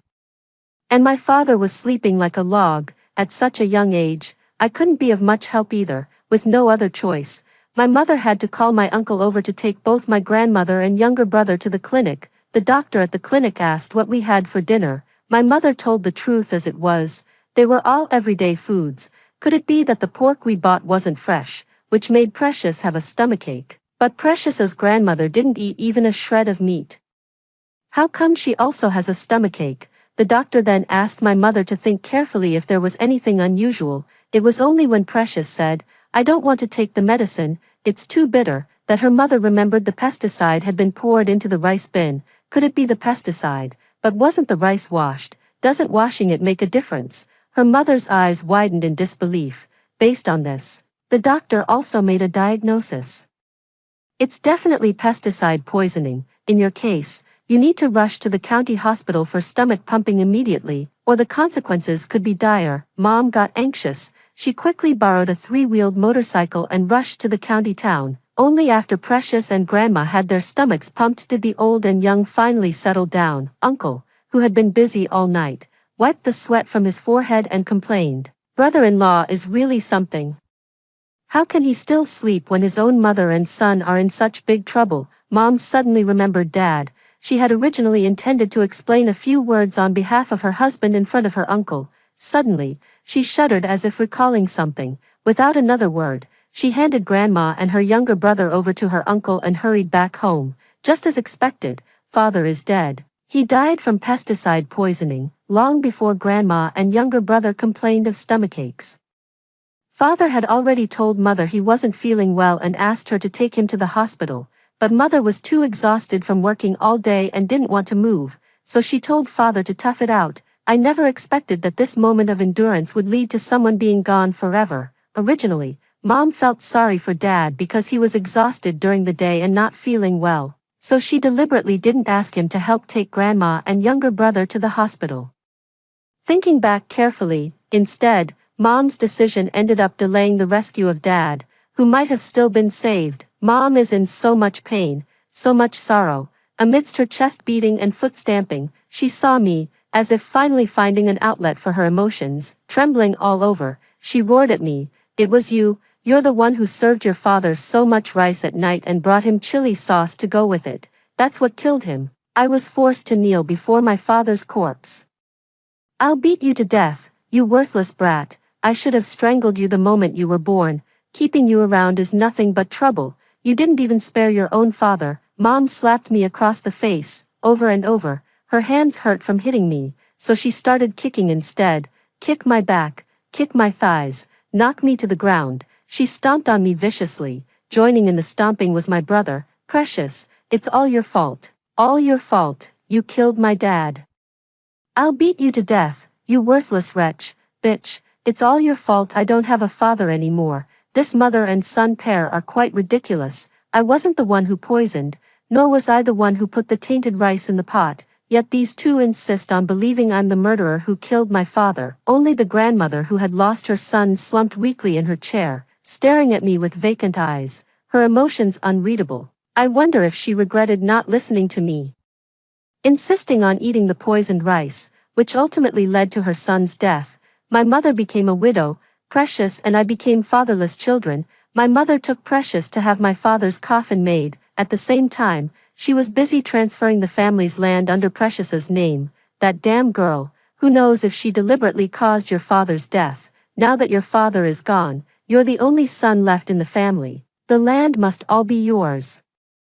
That bitch won't get a single inch of your land. When the mother and son went to the village committee to handle the paperwork, father's corpse still lay in the yard, covered with a white cloth. I was playing with mud by the door, and that vat of rice that killed my father was carried out of the kitchen by my grandmother. I thought my grandmother would burn both the rice and the vat with fire. After all, the doctor had clearly stated that the pesticide was highly toxic. Just a tiny amount was enough to be fatal. Rinsing it with plain water was far from enough to wash away the poison. But my grandmother just guarded that vat of rice. She hesitated to find wood to make a fire. Then, she took a ladle, scooped a large spoonful, and scattered it toward the nearby chicken coop. In the chicken coop, there were 30 or 40 large hens, raised for almost 2 years. When Dad was still alive, he always said he'd sell the chickens after the new year to fix up the family's bungalow. He also thought, if there was any extra money, he'd buy a 3-wheeled motorcycle for the family. Then he could take Mom, younger brother, and Grandma to the city for some fun. I gazed intently as Grandma scooped rice from the grain jar and scattered it handful by handful toward the chicken coop.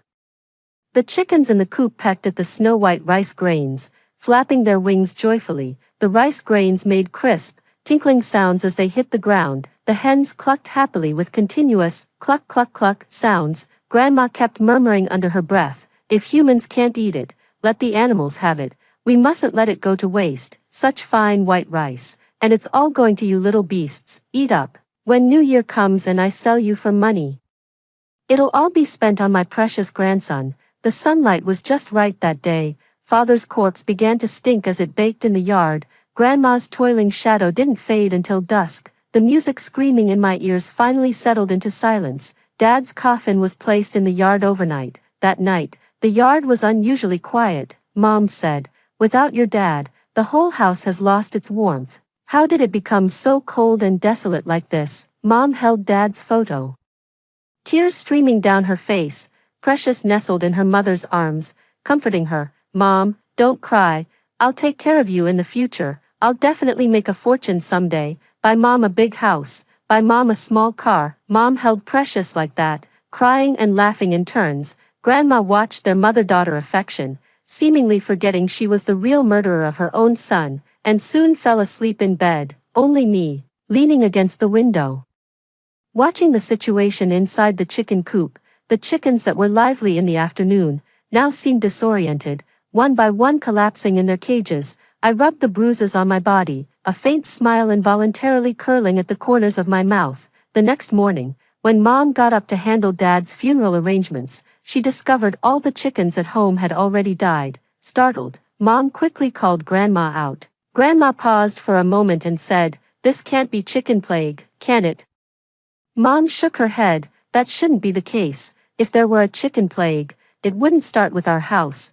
We're right in the middle of the village." Suddenly, Mom thought of something. After glancing around, she immediately asked Grandma, "Mom, did you feed the chickens with that jar of rice?" Grandma's face stiffened, looking somewhat confused and innocent as she replied, "You mean, that rice isn't for chickens?" Mom plopped down on the ground.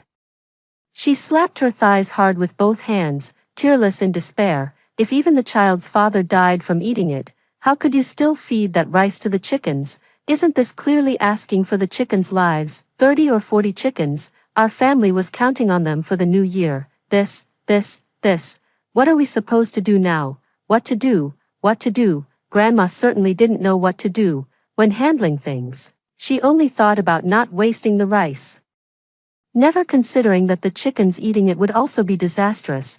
It was precisely at this moment, the village's old cook, who handled such matters, knocked on their door. The old cook said to Mom, "Precious's dad isn't being buried today, so we'll still have the usual evening feast, right?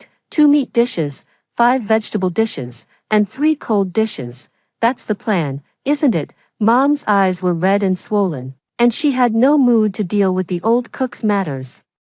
She nodded absent-mindedly. The old cook thought Mom hadn't yet come to terms with Dad's death and sighed, "Don't be too sad, life must go on. I've talked to the village party secretary, and he'll persuade the villagers to contribute more money during the feast later. That should help you settle down a bit in the future." Mother snapped out of her daze. The old cook added, "But to make the villagers feel more at ease, we should also make the evening banquet a bit more presentable. That way, when they contribute their share of the money, they'll do so more willingly.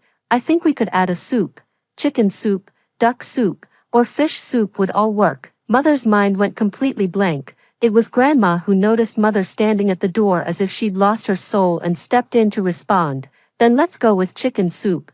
We can serve all the chickens from our house. That should be enough." The old chef nodded. He comforted Mom with a few more words before leaving. Grandma led Mom into the yard and immediately fetched the tools for plucking chicken feathers. "Even though the chicken is dead, we shouldn't waste it by throwing it away.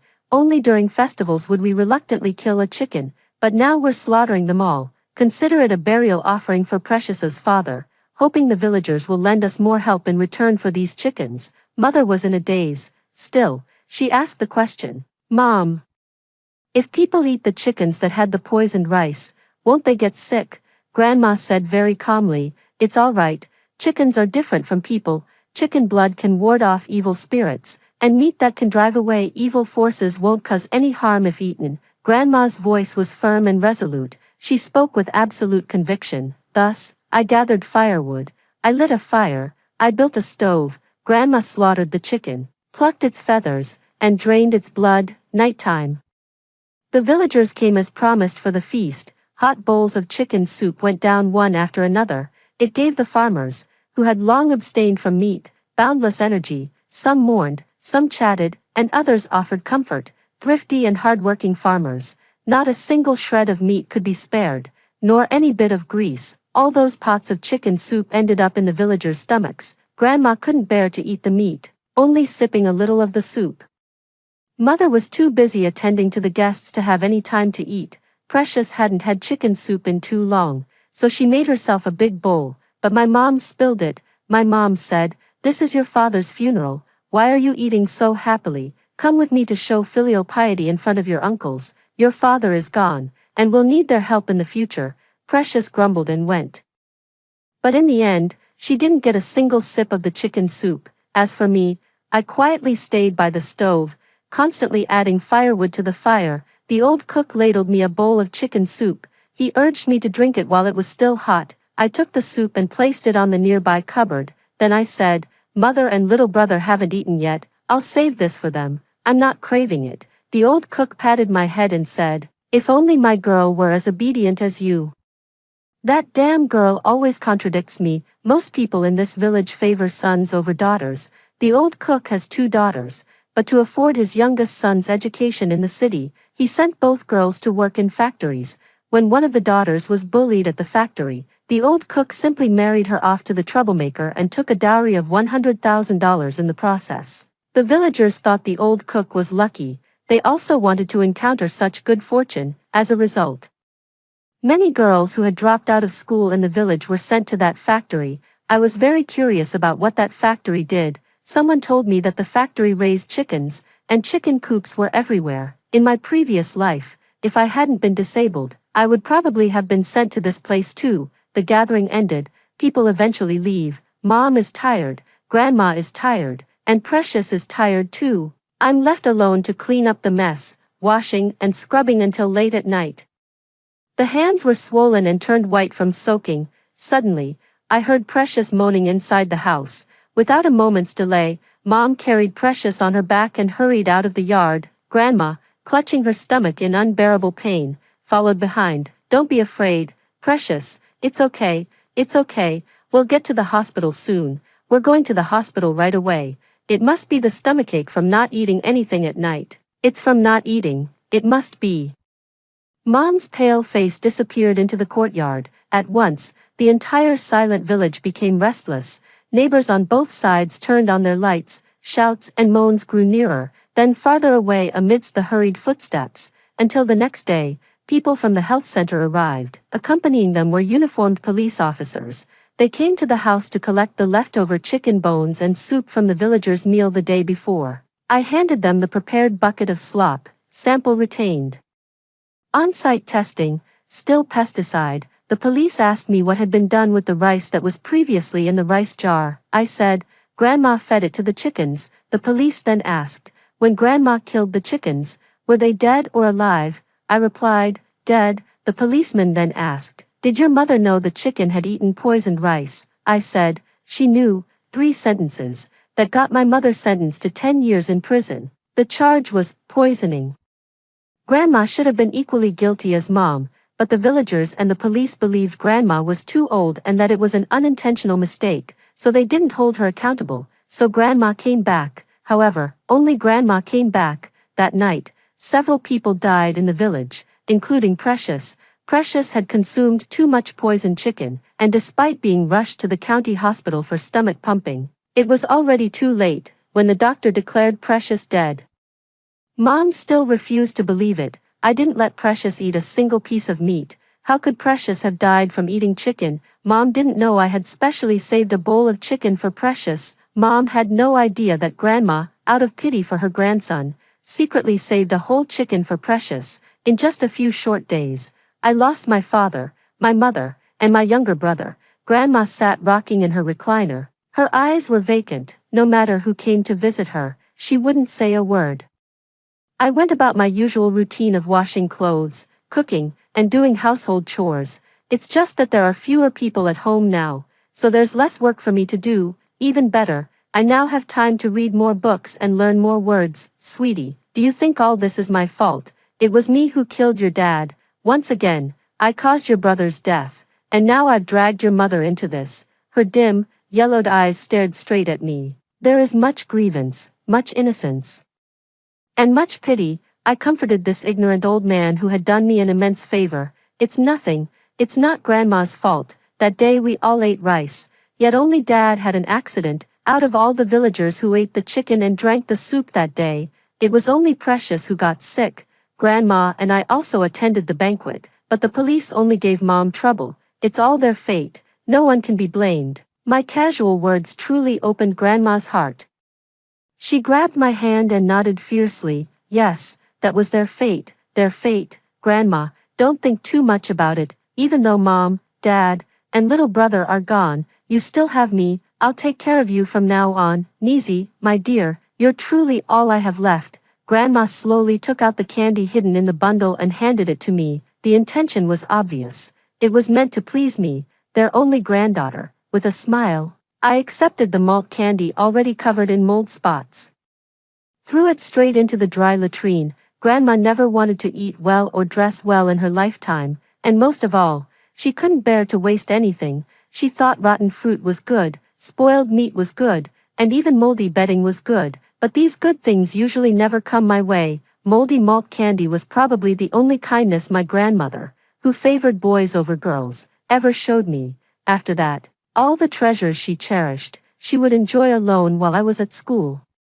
Aged medicinal wine, with a layer of white mold floating along the glass walls, she drank it with great relish. Greenish-yellow cured meat in the cellar, she ate it with immense delight. In the past, she would only save these good things for her father and younger brother, not even letting her mother have a taste. Now, with those people gone, she naturally kept them for herself. The result, she often suffered from vomiting and diarrhea, feeling worse than death. Even when diarrhea left her completely exhausted, Grandma would still blame it on her own aging uselessness, never daring to speak ill of those things. Let her remain ignorant and foolish then. I'll just focus on seizing the present, studying hard, and making progress every day. The New Year celebrations are over. Our family was listed as a poverty alleviation target by the village committee, to care for the elderly. The village committee specifically arranged for villagers to visit Grandma at home, offering comfort and solutions to her troubles. Everyone comforted the old lady, telling her not to dwell too much and to look forward in life. Grandma, however, had long forgotten about the deaths of her son and grandson. All the blame was placed on my mother's head. Precious's mother is also a lazy good-for-nothing. Now that my son is dead, she'll surely run off with another man, It's just as well she's in prison now. At least she's kept herself pure for my son. It's just that Precious died so unjustly. If Precious hadn't died, I could have sold that ancient girl to get him a wife, and life would have been much better. Now I can only rely on that wretched girl Ginkgo. I plan to have her come back after finishing middle school, to farm properly, and to do my laundry and cooking well. These words reached my ears. I silently took note, so when Grandma occasionally craved a drink or some meat, I would pour her a few extra cups and cut her a few extra pieces. Sometimes Grandma feels she's eaten or drunk too much and quickly waves her hand to refuse more. I would smile and say to her, "Don't worry about finishing it. There's plenty of medicinal wine and cured meat left. The village committee said they'll send us meat and wine every month. When they arrive, I'll store them all in the cellar and the medicinal wine jars. Everything for you, Grandma." Hearing this, Grandma would chuckle happily. But in the rural South, spring and autumn are the seasons when viruses run rampant. Let the mold grow unchecked. Let the white fuzz coat the wine and meat. After all, my grandma just loves this stuff. When I was in the first year of junior high, Grandma passed away. Just as Grandma had said, everyone thought she was old and it was her time to go. They even said she had done so many bad things that even heaven couldn't stand it and took her away. Thus, this home, now only I remain. As expected, the village committee allocated all the family land under my name. The old house was once again registered under my name. I approached the neighbors. I sold the house and land at a relatively low price. After exchanging it for $20,000, I carried my own luggage and went to live at the middle school dormitory. $20,000 was not a small amount for a junior high school student, but when this sum of money had to cover my living expenses and tuition for the next 6 or even 10 years, it seemed so inadequate. I was not a naturally gifted student. I don't have the ability to work part-time, stay up late studying hard, and still achieve excellent grades. I need to devote myself wholeheartedly, putting all my time and energy into studying, to have any chance of changing my life's circumstances. So, these $20,000, I simply don't dare to spend recklessly. I don't buy clothes, shoes, or anything beyond necessities for studying and eating. I spend every penny where it counts. Finally, I got accepted into a top-tier high school in the city. 3 years of hard study. I got accepted into my dream university again. 10 years passed. I had already grown into a graceful young woman, and my mother, who was sentenced to 10 years in prison, was finally released. She returned to the village, with no house and no land left. She had no choice but to ask around and eventually found me. At that time, thanks to my outstanding project development achievements, I secured a major investment. With this investment, I started a small company. In just a few months, the company's profits had already met my basic needs for living in a big city. But it was at this moment that my mother came to the company and found me. She looked at the crowded office environment with disdain and immediately expressed her belief that even after going to college, I was still useless. A girl is just a girl. No matter how hard she tries in college, she'll still be this pathetic. If your brother were here, he'd never choose to work at a company like this. Not wanting to make the office any more awkward, I took my mom to my place. This place is the basement I rented during the early days of my startup. Now it's used to store some miscellaneous items. The living space is shabby. From the moment she stepped inside, her brows never relaxed. "I was so excited when I found out you were a college student, thinking life would get better once you graduated. Who would have thought?" She angrily plopped onto the bed, slapping the mattress hard with both hands. "Do you really expect me to live here? This place is no better than a pigsty." I replied calmly, "There's no other way. Even this pigsty costs $2,000 a month. If it's not to your liking, you can always go back to the countryside. Houses there are cheap now. 10,000 should get you a small one." She immediately became agitated. "I know what you're thinking. You're afraid I'll be a burden on you. Let me tell you, you're my daughter, and you have to take care of me, feed me, house me, and support me for the rest of my life." I nodded. "Don't worry, Mom. Blood ties can't be severed. I'll definitely take care of you for life." Only after hearing this did her anger subside. Then she started asking about my income, whether I was in a relationship, and when I planned to buy a house. A rural woman who's been disconnected from society for 10 years, with no experience or brains. Whatever I say, she takes it as truth. Add to that the brainwashing from news media and other sources. If I say my salary of $5,000 is barely enough to scrape by. She has no choice but to accept it, so, she turned her scheming to the matter of my marriage. I fabricated a story about dating a wealthy heir, urging her to wait until I married into riches before expecting any repayment. In the past, my mother was already full of cunning. Now, her scheming has only grown more intricate. She demanded to meet my wealthy second-generation boyfriend, wanting to discuss the bride price first before deciding whether to allow us to continue dating. Regarding this, of course, I had no choice but to oblige her, let her experience firsthand what the wealth gap truly means, and what it's like for a toad lusting after a swan's flesh. I hired 3 actors. One was my rich second-generation boyfriend, and the other 2 were his parents. 5 people sat in a high-end restaurant. At first, the conversation was lively and cheerful, until my mother brought up a dowry of 10 million, and the actors playing the rich boyfriend's parents immediately humiliated her. I want 10 million, so how much dowry can you offer? No dowry, yet you dare ask for such a hefty bride price. Do you take us for fools? Yes, your daughter is beautiful, charming, and adorable, but what does that have to do with you, an old hag? If you want to sell your daughter, take a good look at your own situation first. A madwoman who spent 10 years in prison, a venomous woman who killed her husband and son. Let's see who would dare take your daughter as a daughter-in-law. My mom was scolded as worthless. Strangers sitting and eating in the restaurant also verbally attacked my mom. My mom had never suffered such humiliation in her life, so she flipped the table and was about to leave, but this table of food cost $50,000. Where did my mother get the money to compensate? At first, she gritted her teeth and accused the restaurant of extortion, but when they threatened to call the police, my mother, who had been to prison before, felt her legs go weak. The $50,000 compensation was non-negotiable. There was no way my mother could weasel out of it, so they had me stay at the restaurant to wash dishes to pay off the debt. But the restaurant was very reasonable. Whoever flipped the table had to pay for it.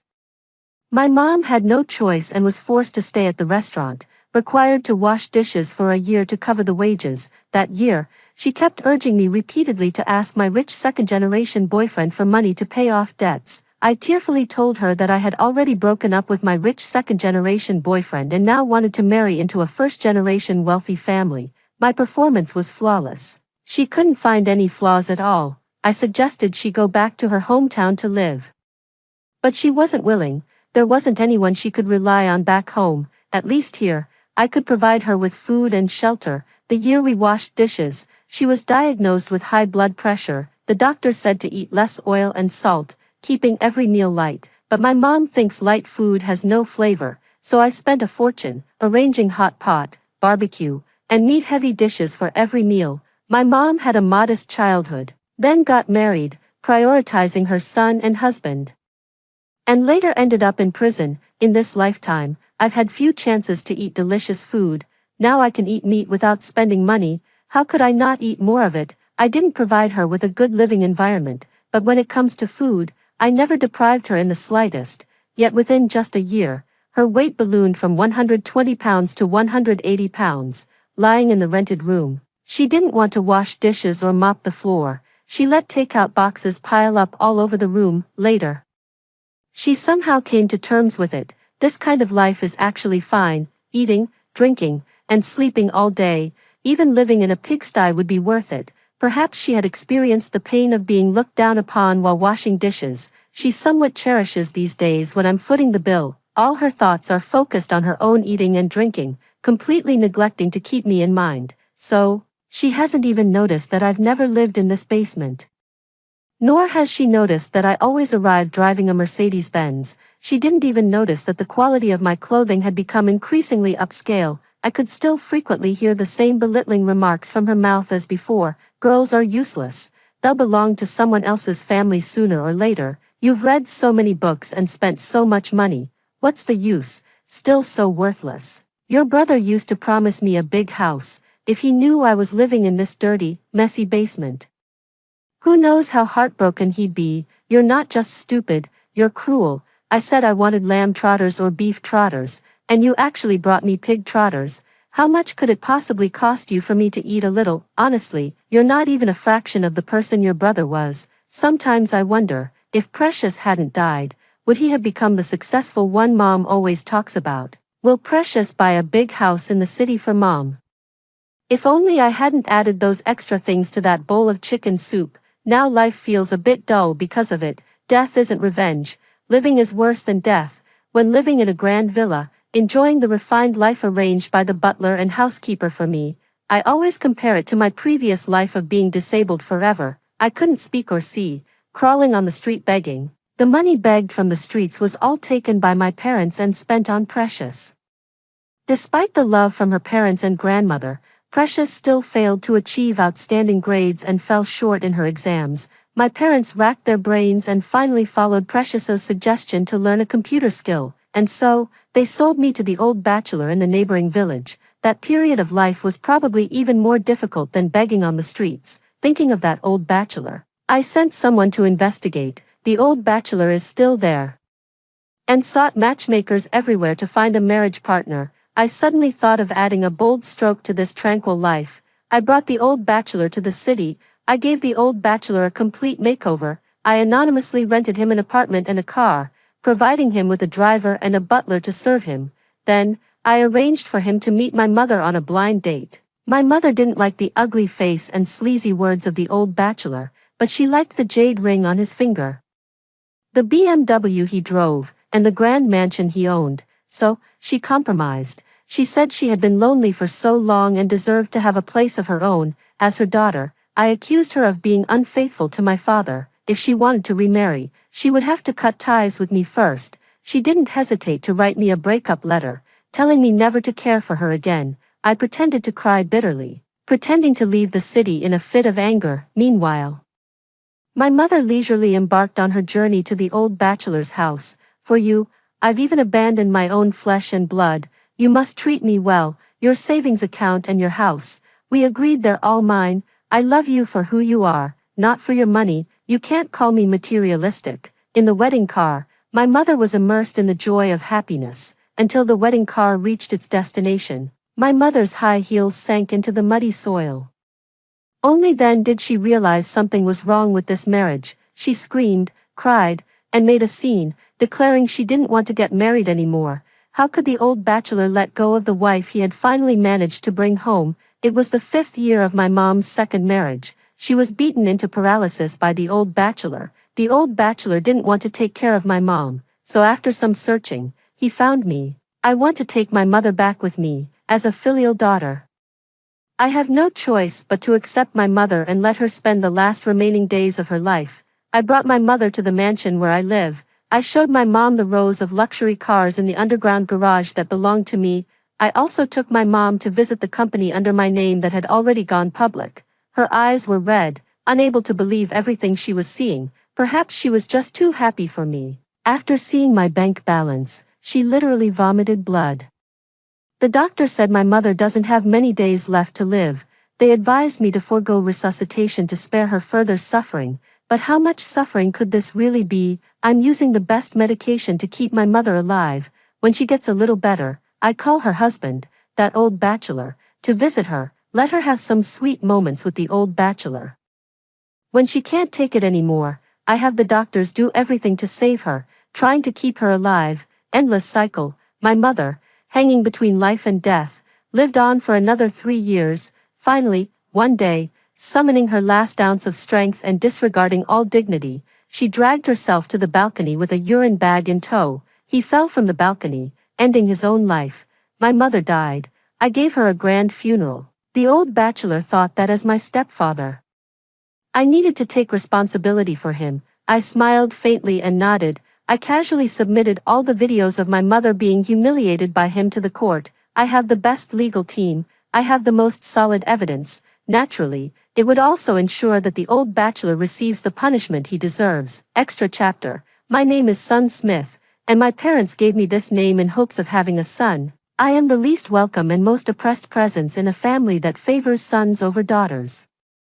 At 16, my parents made me drop out of school to work and earn tuition for my younger brother, but a sudden poisoning incident took the lives of my parents and younger brother. This family was left with only me. The villagers comforted me, saying not to grieve too much and to look ahead, but how could I possibly grieve? I couldn't be happier. I finally had no endless household chores.